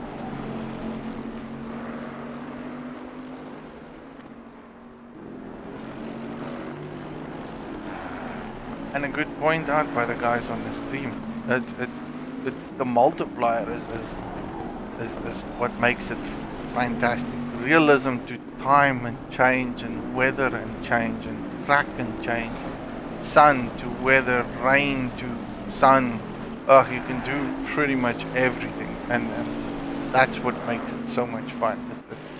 It's again all about the realism, or the close to the realism aspect, as we would see in a GT Blanc plane car. Ignites again, closing a bit of a gap on Ken Luke, just not letting him get away. These two guys are driving spectacular, aka phenomenal. I could also say amazing. But close racing for sure between these individuals. Gaffbeek is closing the gap over there. Reps Racing has lost a lot of time over there to Robin Dobbin. Closest in contention is JJ in 9th place. Does seem like he's closing the gap on Reps Racing. Right behind him, that does look like Skitty. Yep, that's Skitty lapping JJ, or going to lap JJ.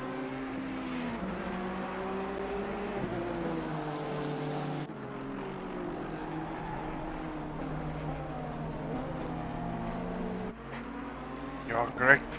Skitty in 3rd, sitting behind JJ.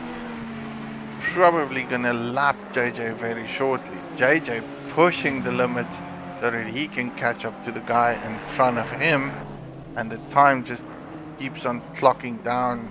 Skitty going very wide there in the corner. Honda, the only running Honda on track. We are only left with 2 Ferraris, and then of course we have 3 Bentleys and 1 Porsche, 1 Aston Martin and 1 Lexus and 1 Mercedes. Lots of ones.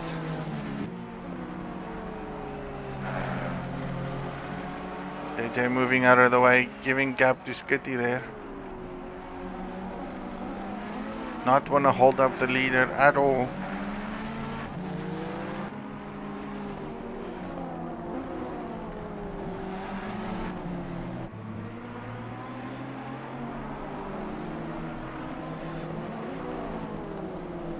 One more individual dropped. We are back to 9 guys racing. Is this just absolutely awful? Ignite, who was there, is gone. The only guy challenging for second position has lost it.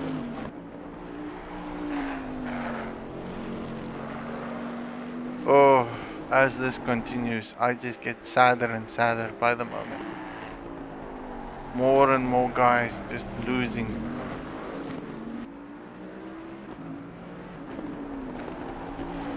Igniz is gone. Gary now in 9th place. Every few minutes we're losing people. We'll be lucky if we get 6 guys finishing the race tonight.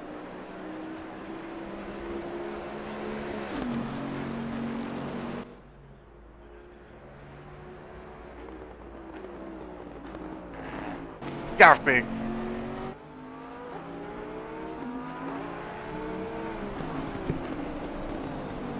Coming back. Gaining positions by the individuals losing connection. Breaking the cars.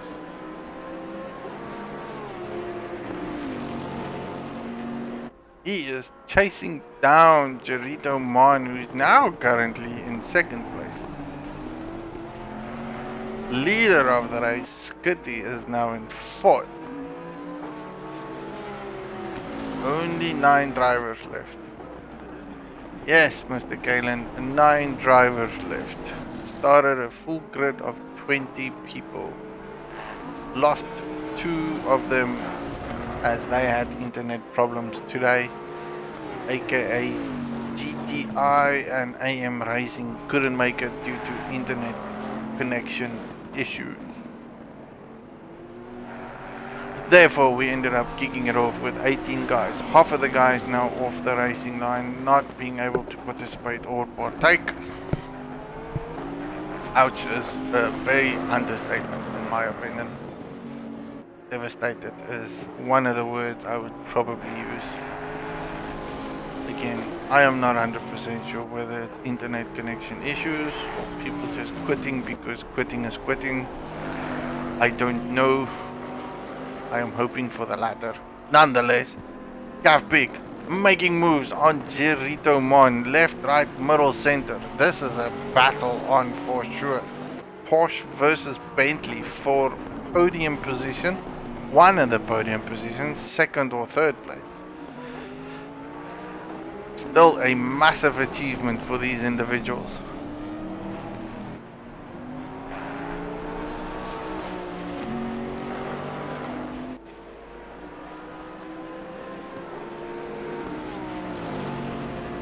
Race is not finished. Just over an hour to go. Ooh, Gerito missing breakpoint. Into the barriers. That was not what he wanted to do, that I can assure you. Front end of that Porsche probably badly damaged. Missing his brake mark or breakpoint. Overshooting the corner, heading into the barriers instantaneously. Opens the gap for Gav to take the position. He too probably missed his breakpoint because he did come out of that corner unscathed. Gav doing well now. 2nd place for him. Card number 1. Can he finish number 1?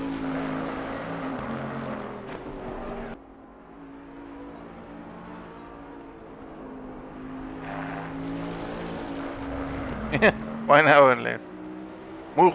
Very, very moeg. I can't even pronounce the word moeg properly. But yes, guys are tired. This is hard work. An hour and a half racing is hard work. 2.5 hours of this is very hard work. I take my hat off for the individuals that do endure this. This is hard work. JJ in the pits. That is probably going to be his last and final pit stop.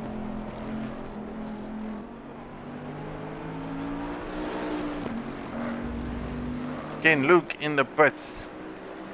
That will make Mr. Gav our new race leader. That is probably the final pit stop for Mr. Ken Luke. Gav, now the new racing leader. Telemetries will change as soon as he passes Sector 1.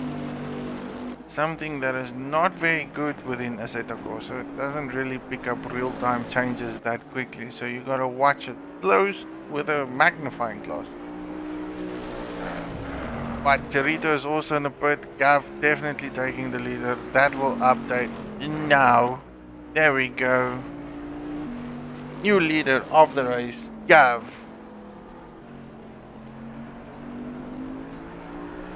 Being rooted on by his fellow guys on YouTube.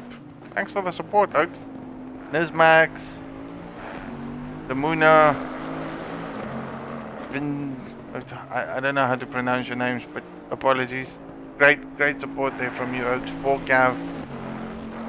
I think purely just based on that, Gav will probably get the driver of the day. You guys rooting on for him. Let's see. Driver of the day, yeah, that he's in well contention of that. Started off good in second place though. Lost a bit of positions purely because of a drive-through penalty he had to incur at the beginning of the race, and then since then been battling all the way up until now to get where he is. That is a hard enduring thing. That is what a drive-through penalty can do to you as a driver at the beginning of the race. If you just out of sync by a small margin, you will get a penalty. That will penalize you so badly, and this guy itself had to fight very hard from where he was to where he is now.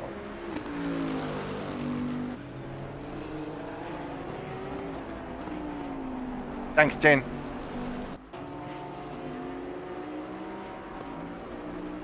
Appreciate you helping me pronounce your name. No offense. It is a bit hard with some of the individuals' names on the stream. I am very South African, so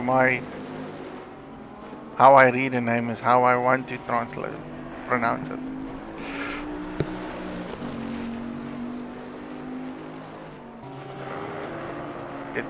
Skitty. So let's see what Skitty is doing in second place. Now, he might have one pit stop ahead of him, no pit stops, but currently in second place. Ken Luke is now in third.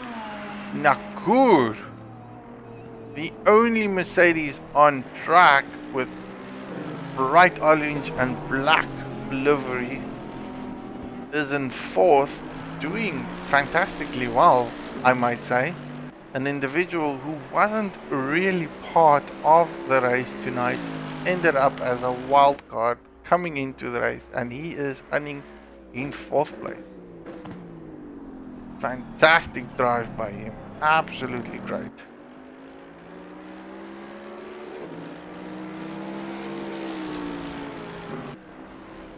Field is very spread out at this moment. Try and find some individuals here and there racing close to one another.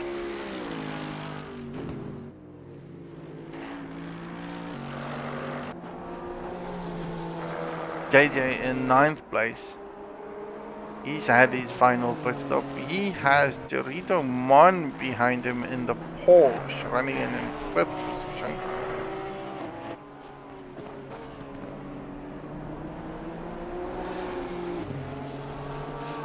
Nine drivers, 56 minutes.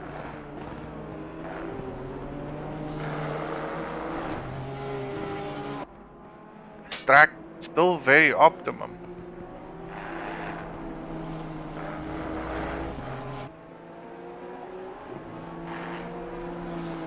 Race conditions is changing.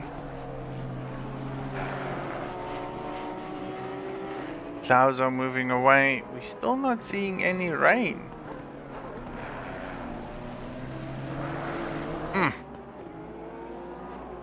Need to go speak to the ACC server gods.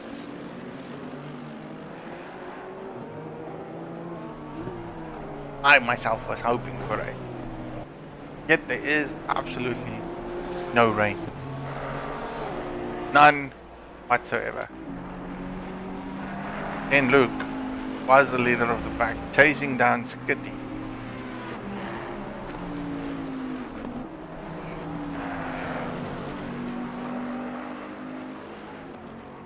Does seem like Ken Luke has found a good rhythm.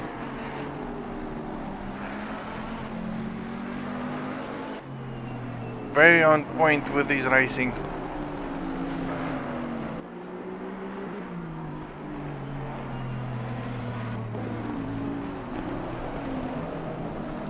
Doing exceptionally well in his Bentley. Chased down Skitty a lot during that lap. Made a massive amount of time up on him. Heading down the straight in less than a second. Now it's all about who can outlast. Ooh, that was Skitty going very wide into that corner. Ken Luke retaking that position in second. Skitty dropping a position into third.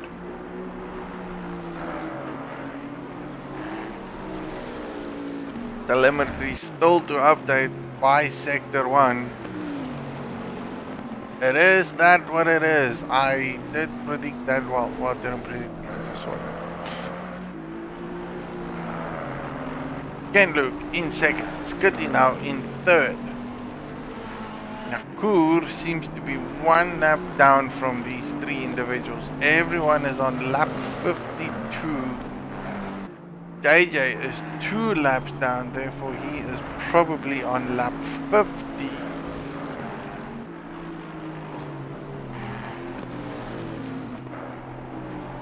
Not bad for where we are.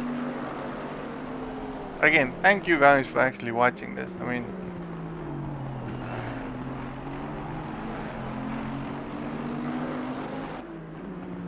even though we only have 9 people on the racing time, appreciate all of you watching.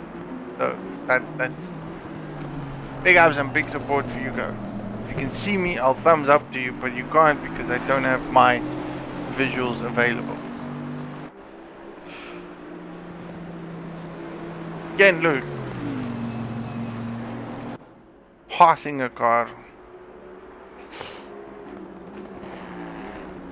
which is Robin Dobbin in 6th place. Doing very well. Skitty must be struggling because he's losing so much time, so much momentum.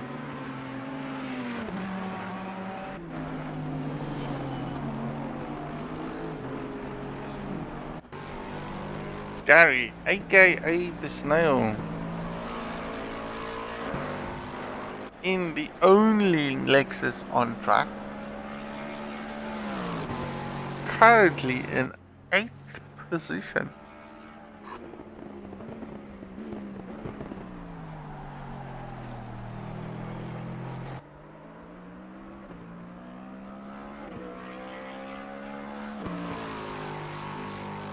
So Sheep, you say Kenneth run real racing himself. That is actually quite good. So real racing drivers can drive on some sport racing, and a lot of them do like it. Keeps them focused, zoned.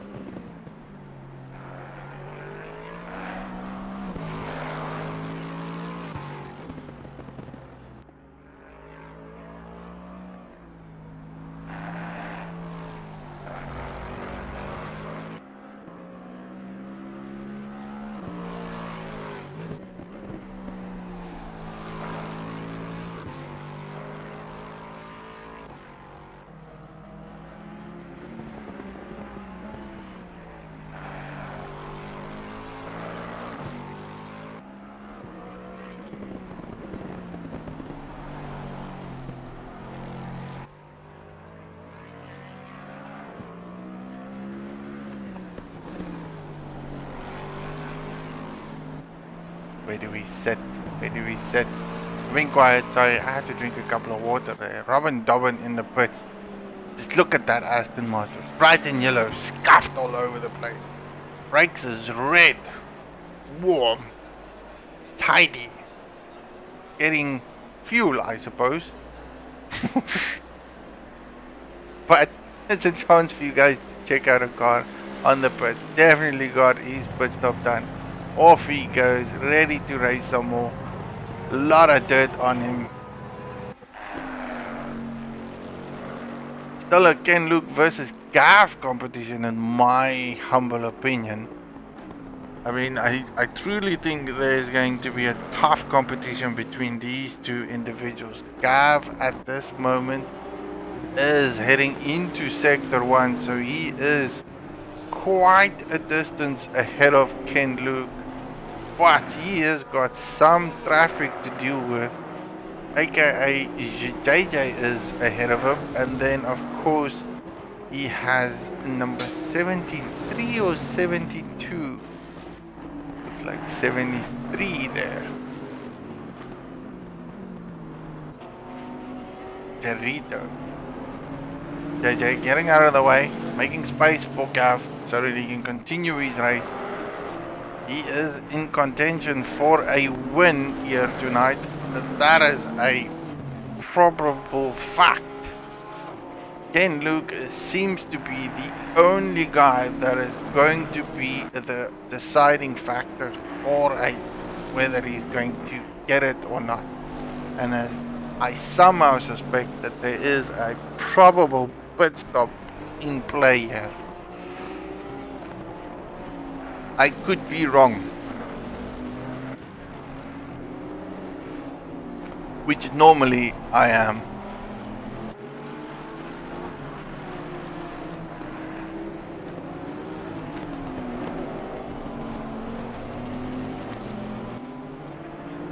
See, this is now what happens when you don't actually make guys or force guys to do a certain amount of pit stops during a race. You give them the ability to choose how they want to race and do their races. Now, does that create an advantage for the cars, i.e. the likelihood of, I would probably say the Bentley, maybe the Merc, the Nissan, and again there's no Nissans on the track here, just purely based on fuel consumption. Does that make them have that ability to go longer? Probably. Again, we're all experimenting. I do feel that adding a stint timer of about 65 minutes brings everything much closer to play, because then different strategies needs to come into effect. I mean, guys that can run longer stunts will not be able to run that long stunt, will not be able to run only a full hour and a half and then pit and then do another hour. He has to either go through the pits, make a pit, change a tire, or even put in fuel only within a 65-minute time frame. So things change, your mindset change, because strategy comes back into play again. Complications of racing is in effect. I kind of feel like I'm talking so much because it feels like I have to, but I am doing that because I'm loving the racing. Where is Mr. Ken Luke? Going through the fast sector, right hand corner, down the racing line into a 90-degree right hand angle corner, and then a long, probably a double apex V-shaped corner. I don't know, you can take this corner any which way you can, hug it as close as you want, get out, get in. You can create the V-shape, in other words, to brake late and then get the speed momentum to go back into the final corner of Hungaroring, and then a full-on straight where Gran will make you go fast.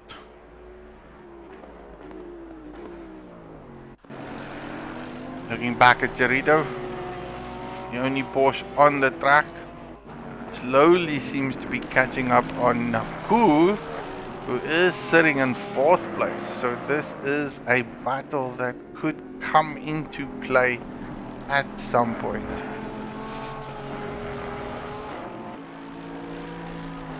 Lovely to watch it though. It does seem like it's getting a bit lighter, or is it just me? I mean, it was exceptionally dark when this all started off with. But now it's as if the sun is slowly peeking its eye out, and I'm like, how is that even possible? Less cloud, more moonlight. The movement is just all over the place. Still no rain up for grabs here. I mean, 7-minute prediction on the catalog of rain is no rain. Gerito is on fire. Just look at that. Underneath the second, all over Nakur.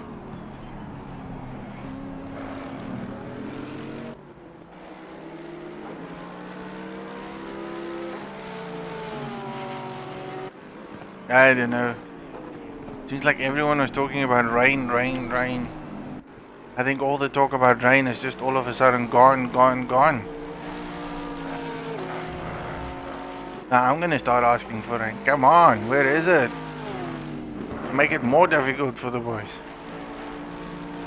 Ignites is back! Oh my goodness! Ignites is back! Am I seeing this? Bentley on the track, back in action. Lots of laps down the race, but he is there. Square or not. Is he gonna race though? That is the question. Nonetheless, Ignites is back. Must have fixed the car. 11 laps down the lane, coming out of the master pit lane, and they're putting back that Bentley onto the track.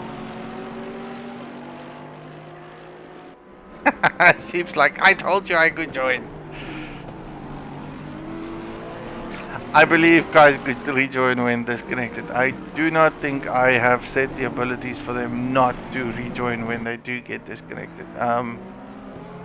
I think it's a mental note for myself as well, and for future races. If and when that does happen, people can probably rejoin and do the race again. It's something we haven't explored yet, so that's probably my bad. I don't know. Nonetheless, Dorito Mon has taken the position off Nakur while we were talking. Boys are coming down the racing line. Gary trying to stay out of it as best he can. Nakur all over Gary, who is now currently in 7th place, sticking it onto the racing line, which is fine. Stay predictable. Nakur going very wide. Ooh, that was so close based on contact. Gary stepped out of the way instantly. Well done. Great driving. Couldn't predict that, but he avoided contact and collision. Big ups, big thumbs up to that man. Gav Big has pitted though. I probably missed that completely. He is now in 3rd position.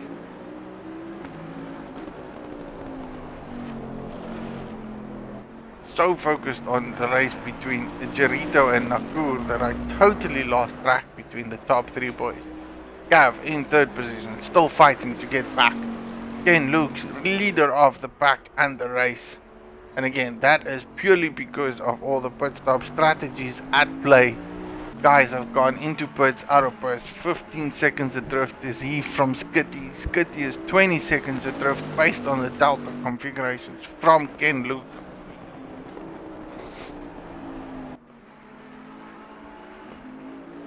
"41 minutes to go. Anything is possible." The guys that actually watch us on the stream, I mean, Gav itself, where does he race? Where is he from? Tell me a bit about him, man. I have very little information from him. I believe this is probably the 2nd race I've seen him. Some heads up, some info is good to hear, man. New to me in total. And I think I do know a lot of guys though.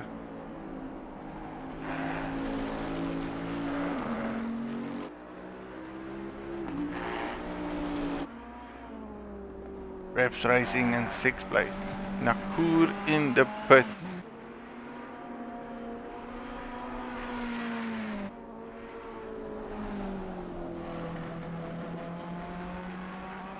Gav is pushing.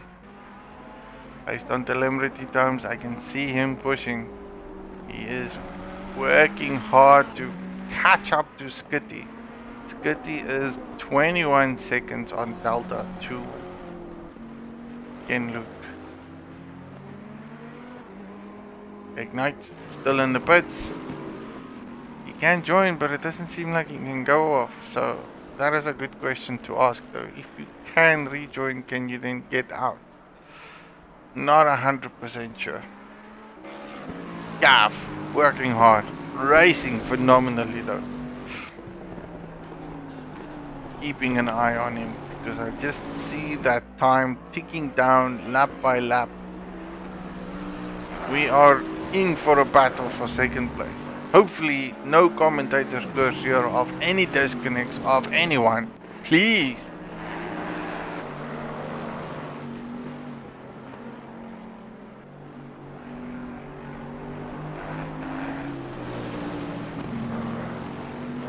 Giving it all here.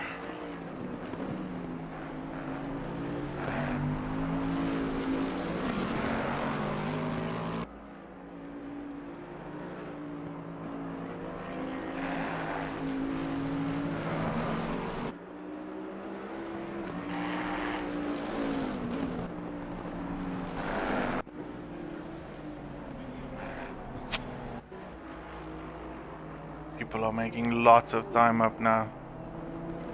Few people leaving pit stops till the last minute and momentum.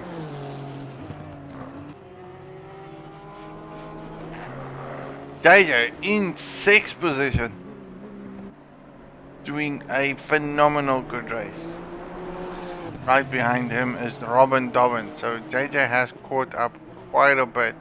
Again, from what I recall, a guy that struggled at the beginning of the race due to heavy contact collisions around turn 1. Not the best I have ever seen from a racing standpoint, to be fair and honest. I was watching another race and commentating on one last night by another community, presented by another community, hosted by another community. The first real serious event racing done now by Logistical Nightmares, and it was utter carnage on corner 1. Carnage. JJ trying to make back his lost momentum and position. Doing quite well. Gav, keep an eye on him. 10 seconds. Time is clocking down. Clocking down. He is on pace. Hitting the corners in apexes. Hard and furious.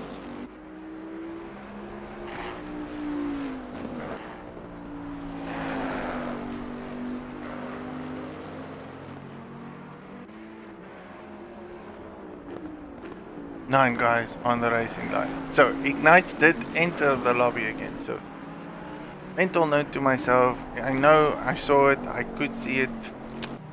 Jeep, my man, anyone that wants to be the man, see if we can hook up with that man Ignite when he entered the pits. Figure out whether he could actually drive or could he do something, or was he not allowed to do anything. Would be nice to know, lessons learned, things we learn from ACC. We are still learning so much, but again, as the game evolves, it just brings us new updates, new changes. Viewing abilities and streaming abilities is still very limited. We are using a cheat that doesn't really work. Well, I don't think it's a cheat. I'm calling it a cheat because it just doesn't feel right. It doesn't work properly, but we can do it. We are now in a position to do streams. Lots of racing community guys are doing plenty of streams at this moment. This is our, I think, 3rd one for this year. So again, done one with another community, doing one by ourselves, and we did another event which is a small sprint race series. So yeah, I'm still closing the gap. Man, this man is on pace. He is hitting the lap times. That is for sure. From a fastest time play, he must be doing phenomenal low times.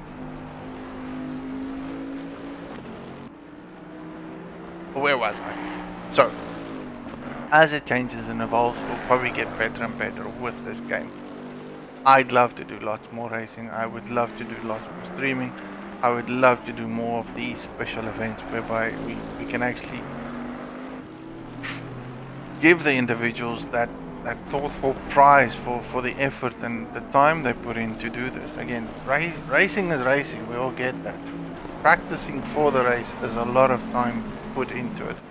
It is very hard to actually just pitch up and go. There's a few guys that will do it, there's a few guys with talented skills that can do that. Just pitch up and go, set up and go, drive and go, instantly go. It's a natural thing for them. The average guy or the average Joe, not so easy. We have to put in a lot of time and effort to do this and be good at what we do and enjoy what we do. I'm seeing a potential race there at the back. Gary on the move towards reps. Oh, missing the corner, missing the break point. Nonetheless, he does seem to be on the move there. I will keep an eye on what Gav does, but for now, at the back of the race, this is a race between two individuals. HBR Gary, aka Snail, versus Reps Race 66. Battles are on. Ferrari versus Lexus.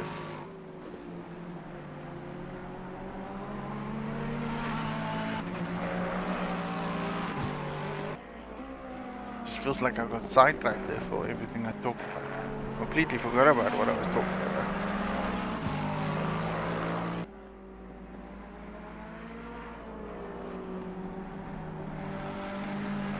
Still dark, still no rain. Unbelievable. Have you ever? The cloudiest conditions with the potential wettest track conditions. I expected hurricanes, I expected flooding, I anticipated guys floating on their cars on track. And we got the complete opposite. I think that was the talk of the LNR group the whole day. Even the whole week, guys using and getting ready for boat floats.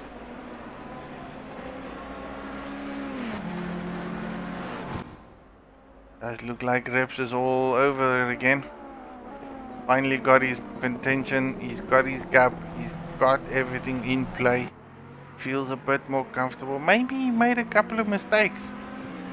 Someone I'm gonna look into. There we go. Skitty currently running in second position, being very hardly chased down by Gav.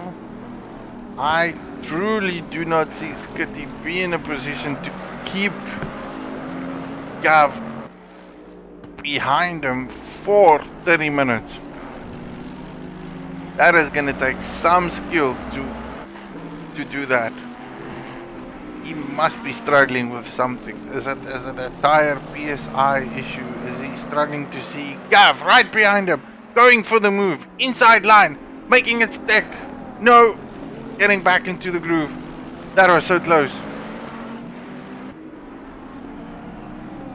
Is he gonna go for it a second time? Must be thinking line up and shake, line up and go.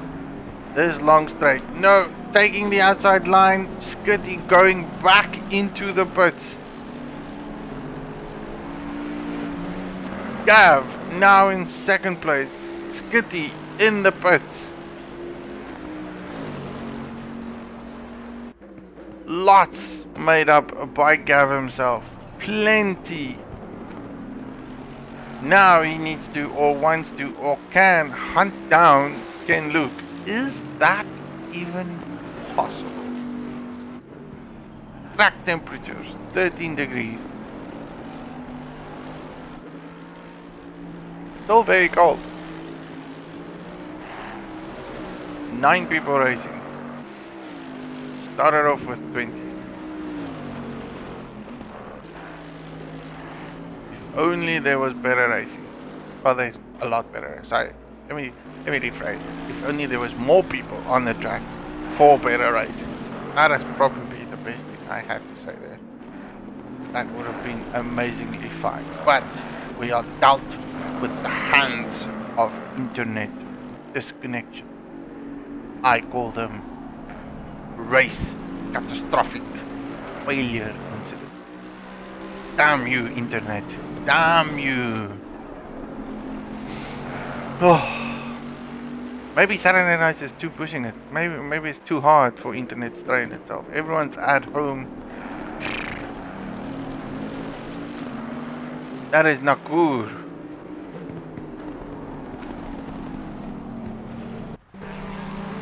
Back to Gary. He is back on the back of that Ferrari. Reps struggling.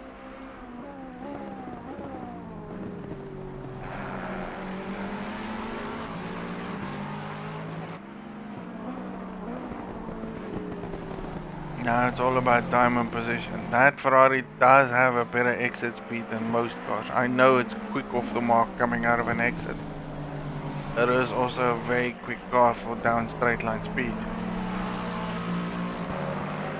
But Gary is all over that car. Is he going for a move around this corner? Looking on the outside. Holding back. Ah, and he went for it. Big dive, missed it completely. That's probably because he missed his braking point. That was not intentionally done. I know how that feels. You want to move, but you don't want to move.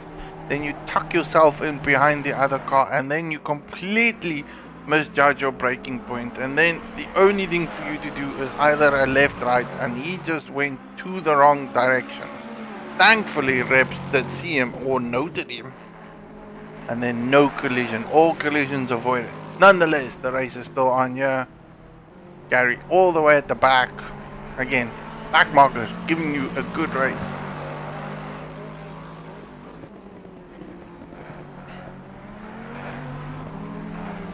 Thoroughly enjoying this. 27 minutes of good racing. I have to know to take a screen print of this because I gotta take it down.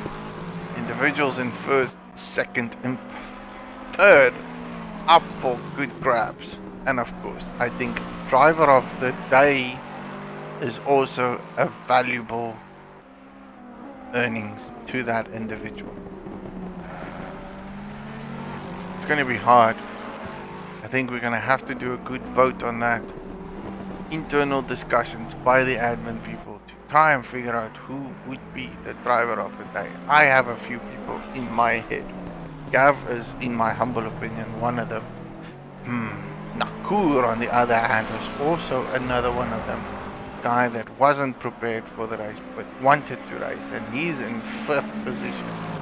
HBR Gary to me is also up for line here, man. I cannot recall that this man ever did an endurance race, and he's stepping it up for a 2.5 hour race. 25 minutes almost left. Last stint, boys, last stint. You are going to be very tired tomorrow. My voice is going to be destroyed though, but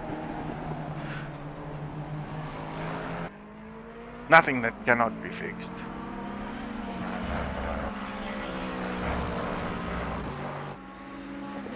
I have to take my hat down for the guys that actually do this on a regular basis. Sit and commentate race. It is hard work. I can feel the itch and the urge at the back of my mouth. It just goes ouch, ouch, ouch, ouch. And yet I still continue to talk. I don't talk this much. I can promise you this. My work, my life, my day-to-day activities, I do not talk.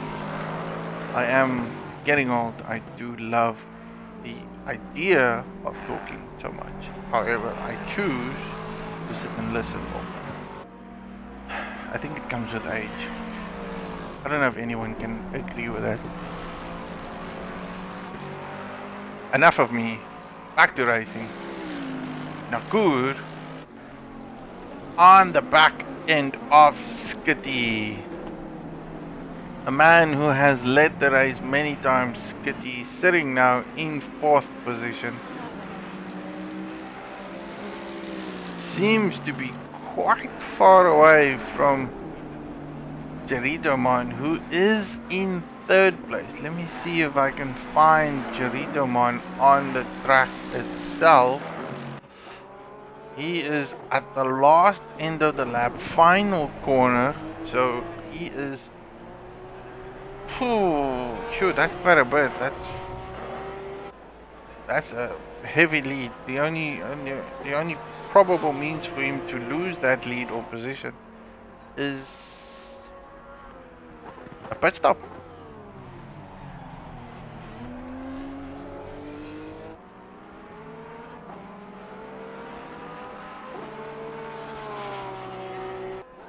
Nonetheless, leader on lap 69. Started off very well from the beginning till now. Did not get pole position on the qualifying side of it.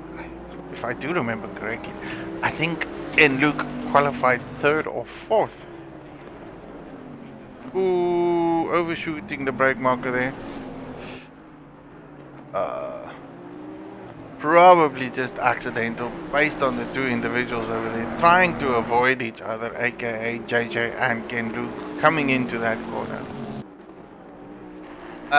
So where was I? Yes, Ken Luke, I think he qualified 3rd or 4th, somewhere along that line, but from the start of the race he did have a exceptionally good start. Went from his position into 1st place, led for quite a long period of time. Had a small racing incident between him and Barbara. So calling it a racing incident because I do not have a replay. I cannot judge on what has occurred, but it just didn't look well. The two cars turned themselves over. Since then, he's been battling to try and keep it on track. He did lose a few momentums somewhere here in the middle stints of the racing. Nonetheless, he is still leading this race and has been for quite some time. Closest guy into contention to him was an individual by Ignites, who we have lost during the race. Unfortunate disconnect. I do recall him coming back into it, trying to race again, but I don't think that was ever possible.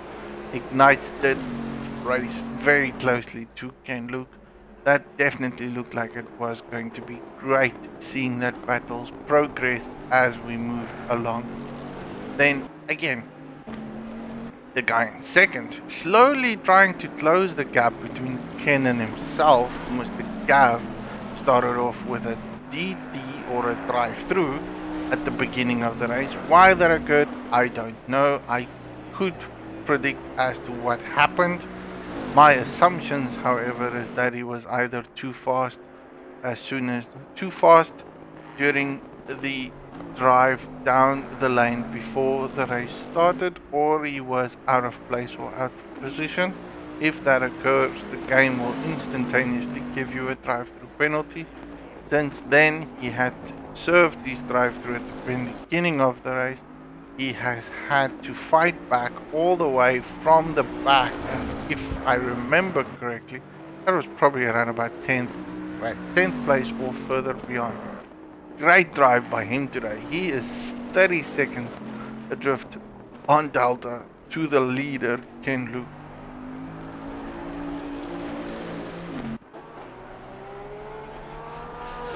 Dorito, the only guy in a Porsche, doing exceptionally well. Can't recall that he had much issues. I think he's just kept it clean, kept it simple, raced hard, stayed out of trouble. I know he had one incident with the barrier in corner 1 where he outbraked himself. That's about the only thing I can remember, but has been driving phenomenally well. Good racing to him, the only Porsche here. 1st, 2nd and 3rd, 1, 2 and 3, the 3 podium boys, running very hard, 20 minutes to go. Nakur, on the other hand, started way at the back of the pack. Has been going on very well since then.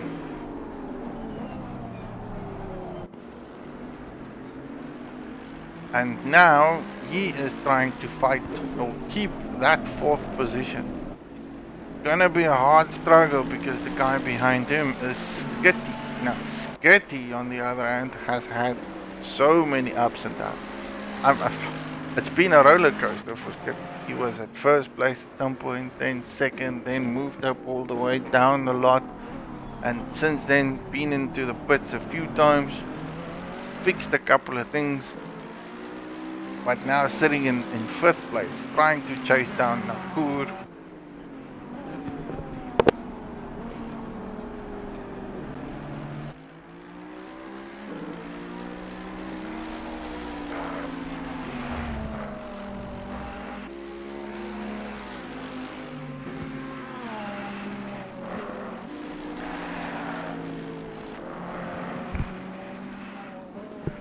Racing is on for sure.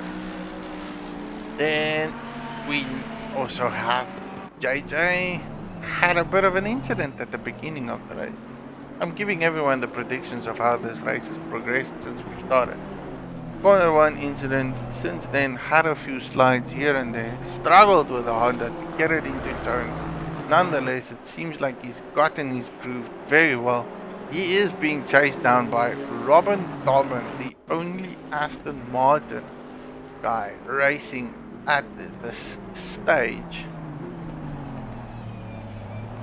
Seems like Robin has found his groove as well. Essentially, I think he had a bad start. Didn't seem like he had everything or his groove into play during the mid-course of the race. It seemed a bit out of sync, if I may say.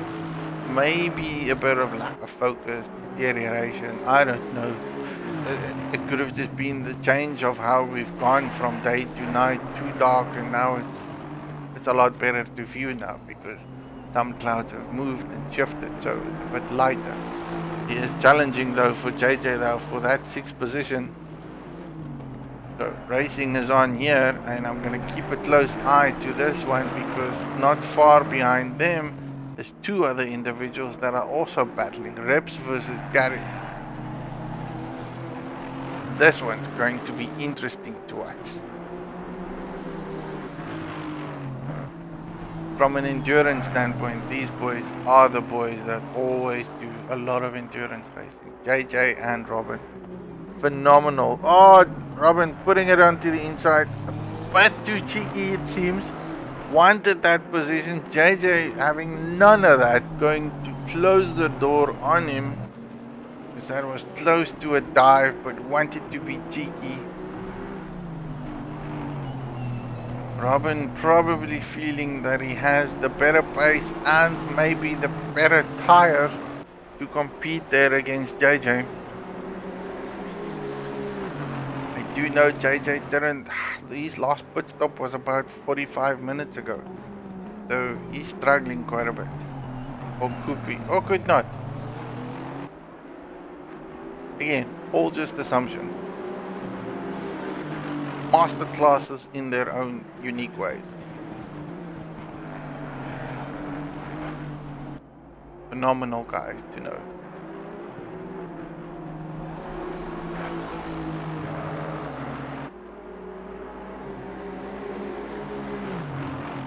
Robin wants to make the move.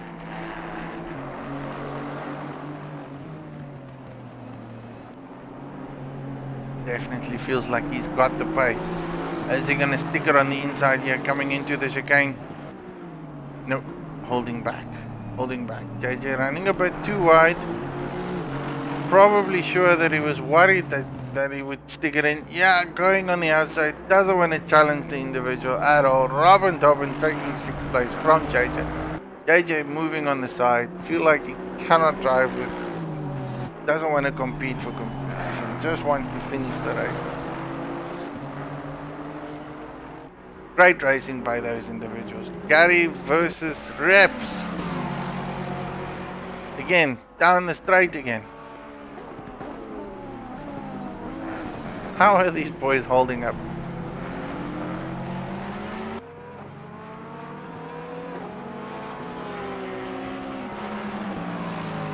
Both of them pushing the limits as best they can.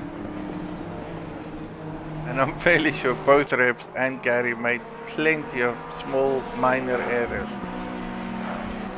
Nonetheless, hard driving, pushing their limits and boundaries.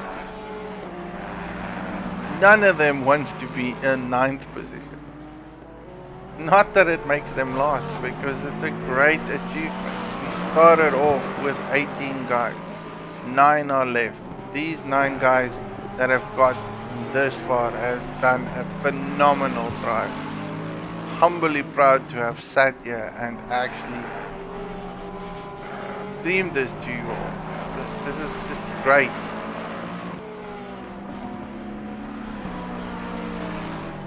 And again, we are live everywhere else.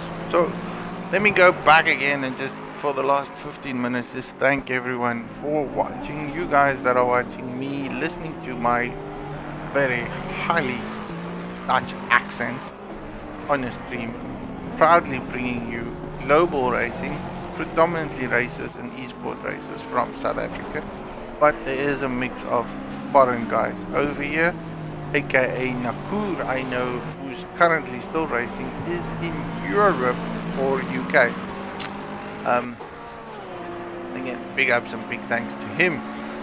Nonetheless, still going out, still giving thanks to the guys like EKZ Motorsport, HP, Heat and Proxer, DMR boys. Thank you for your sponsorship, for creating this event. And again, Black Ribbon Simulations. Oh, that's a tongue twister for me. For your sponsorship from a business point of view. And then, of course, last but not least, 28 Black Energy Sports Drink. Thank you for you individuals and everyone else that actually helped us do this, man. Big ups and big thanks to you, man. There's a lot of work and thought and testing and developing going in the background, trying to create the best racing we can do for the individuals that do want to do racing. This is not easy, this is not hard. Administration takes its toll, people testing in the background takes its toll, but we still make it as good as we can, as best as we can. But then again, this is an endurance race. We're not going to make it that easy. We will make it difficult. Hence, we are called Logistical Nightmare Racing Community, LNR for short. Anyone that's keen or anyone that wants to watch us or be a part or to partake or to participate, you can find us on all social media platforms, i.e. Instagram, Twitter, Facebook, and then of course we also have a website with all our details for you to join us, and then all communications pertaining all racing events does occur on our Discord channel, where we feed information, act as a community, meet up with people and be good friends. These boys are racing very hard. Gary's struggling so badly to find a place to pass this Ferrari that's been ahead of him the whole last sector of the hour, I guess, for most of the race at the last end of it. Just doesn't have that extra inch or oomph to find so that he can do the move and make it stick. Right behind him is the leader of the race, aka in Luke, hunting them down, probably gonna lap them very soon. Gav is still a good 36 seconds behind Mr. Luke, and then in 3rd place is Gerito Mon, 4th is Skitty 1, Nakur is in 5th, Robin Dobbin in 6th, JJ in 7th, 8th is Reps Race, 9th is HBR Gary. And that is tough competition. These boys are fighting. Gary does seem to have the better momentum coming through the faster corner.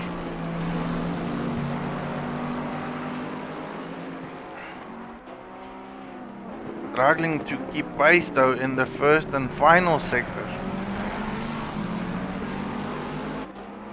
Needs to be aware the leader is right behind them.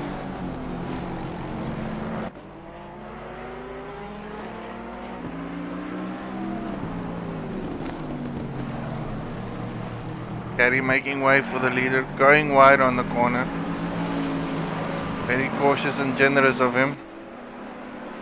That's the last thing you want to do as a racing driver.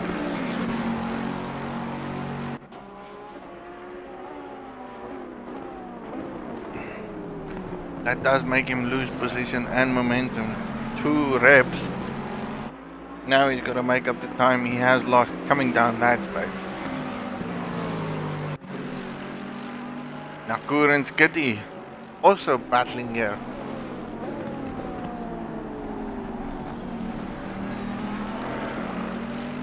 Skitty was in 5th. He is now in 4th.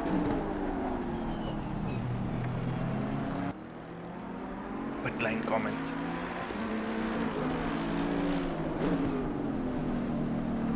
Do I read the comments from the pit lane?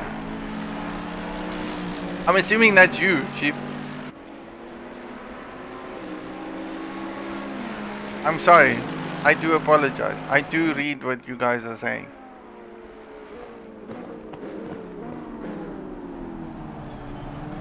I don't know if there's any other pit lane comments. Do direct me wherever this pit lane is. I will look at it instantaneously. Very aggressive Sheep on my stream.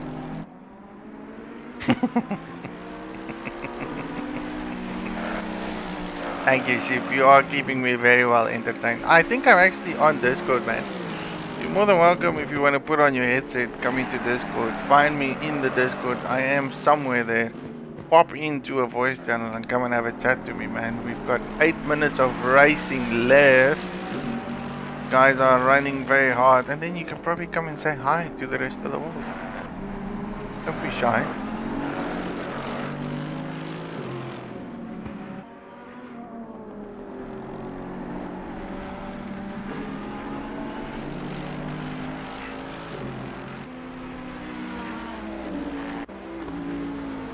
2.5 hours of racing, ladies and gentlemen. Guys are still competing for position. Just doesn't stop. Gary, back on reps again.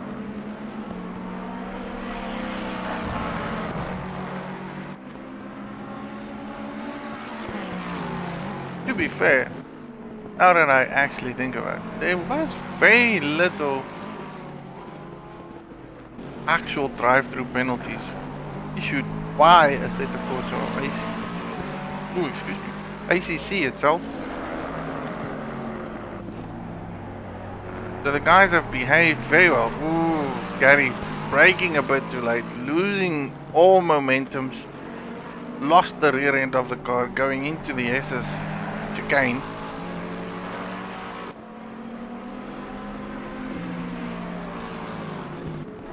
Has to make all of that up again. What do they say in racing? It's easy to catch up to a car. It's harder to pass it. Oh, broken headset. Yeah, that's actually quite terrible. I found a few things with my headset these days. I never knew I could update the software and then still do tweaks on it, which means I can have different ways of listening to it. Never knew it. Absolutely never. I've had this headset for more than 1 year. Shows you how technology challenged I am. Yet I'm sitting in my rig streaming a race which is 2.5 hours long. How can I do that but don't understand the fundamentals of my headset? I asked myself with tears in my eyes. 6 minutes of racing and still no rain. I cannot believe it.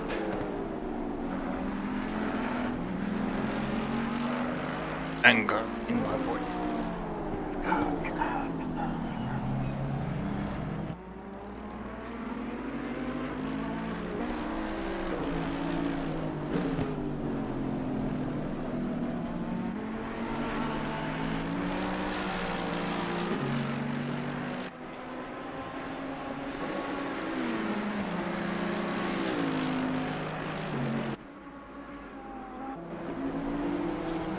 Gaffy.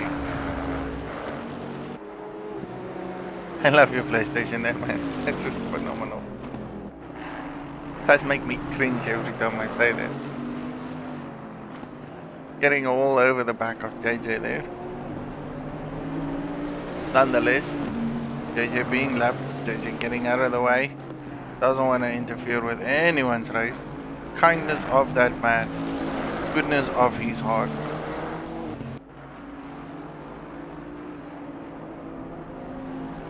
This is an endurance race though. You have to be smart.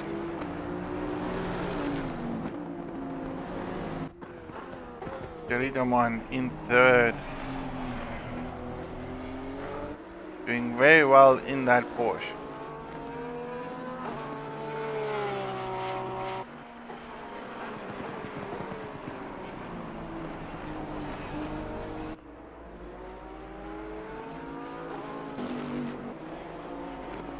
Again, Luke, not far behind him.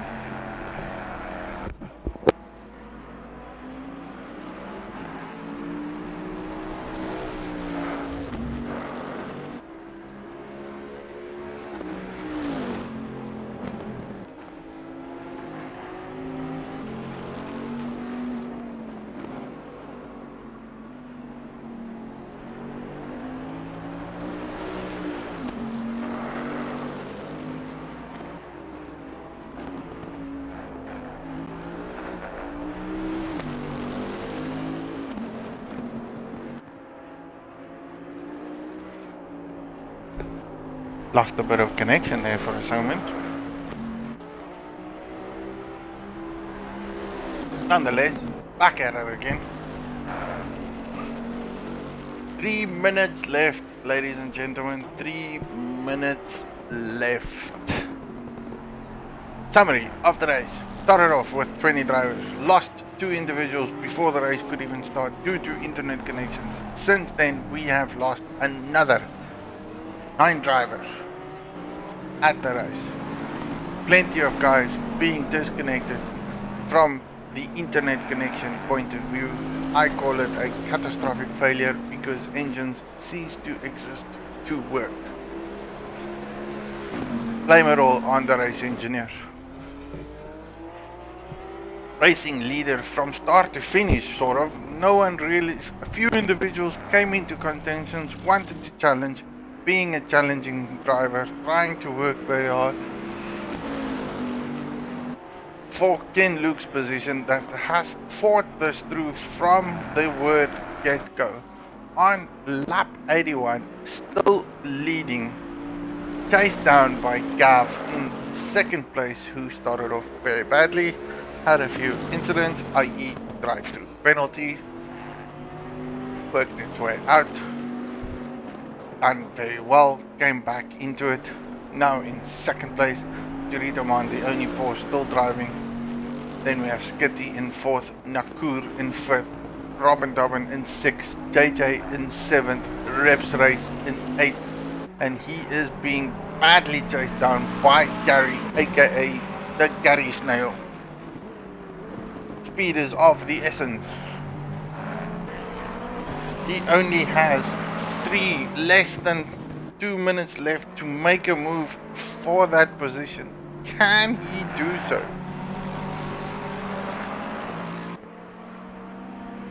Is that possible?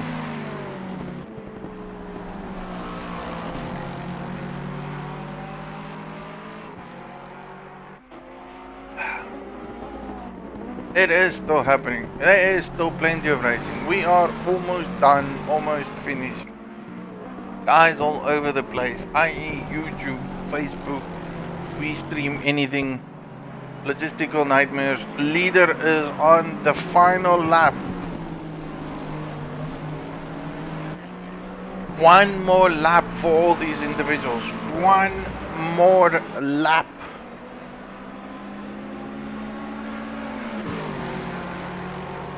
Gary has everything to gain, everything to lose, or he can stay where he is in this position. Nonetheless, these boys, aka Reps and Gary, have raced phenomenally well. They have seriously brought it into contention. Love this action-packed, nose-to-tail racing, lap-by-lap intervention.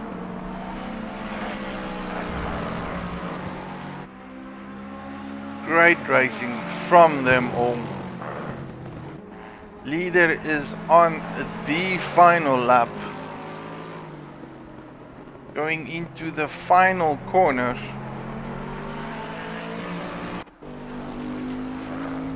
Of the race itself. Ken Luke, the winner of the first Logistical Nightmare Endurance Racing. The Beast, Turismo. Thanks for watching, man. Appreciate your support. 2 more turns for Ken Luke to put it through, winning the penultimate first race, 2.5 hour race by Logistical Nightmares in sponsorship and proudly brought to you by Black Ribbon Simulations. 28 Black,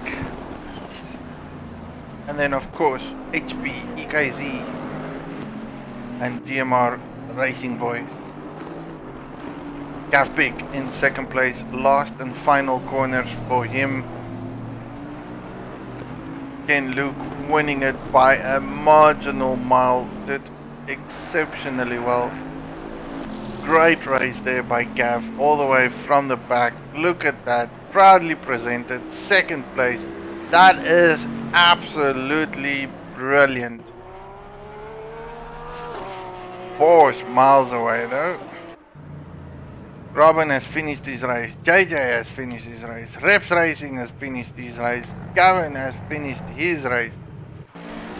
Nakur coming down the line with Skitty, who's in 4th and 5th. And then last but not least, Jarito Mon in 3rd position, finishing up in style, in class. To all the boys that watch this, I thank you all for watching. Off my head, again, the Beast I see now on the stream, LNR, Psycho Sheep, Baggy, Hannes, all the boys watching on the stream. I probably didn't catch all your names. I do thank you all for the support. The guys on Facebook, thanks again for you guys giving us the opportunity to go stream anything there. We are trying to make esports racing very, very popular.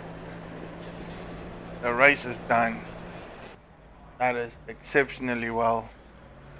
Let's see if I can get the timetables up for the race itself. Qualifying was where it stands. Alunar Barblixum kicked it off in 1st place, and then Gav, Scuba, Steve, Skitty, Ken, Luke, Racing, Rainmaster, Hannes, Ignites, Dorito, and all those boys. From a racing standpoint, this is all that is left. Everyone else is disconnected. As you can see, Hannes, Bad Bull, Barblixum, Scuba Steve, Rainmaster, Jacques Racing, Papa Whiskey, NTZ, Ignite.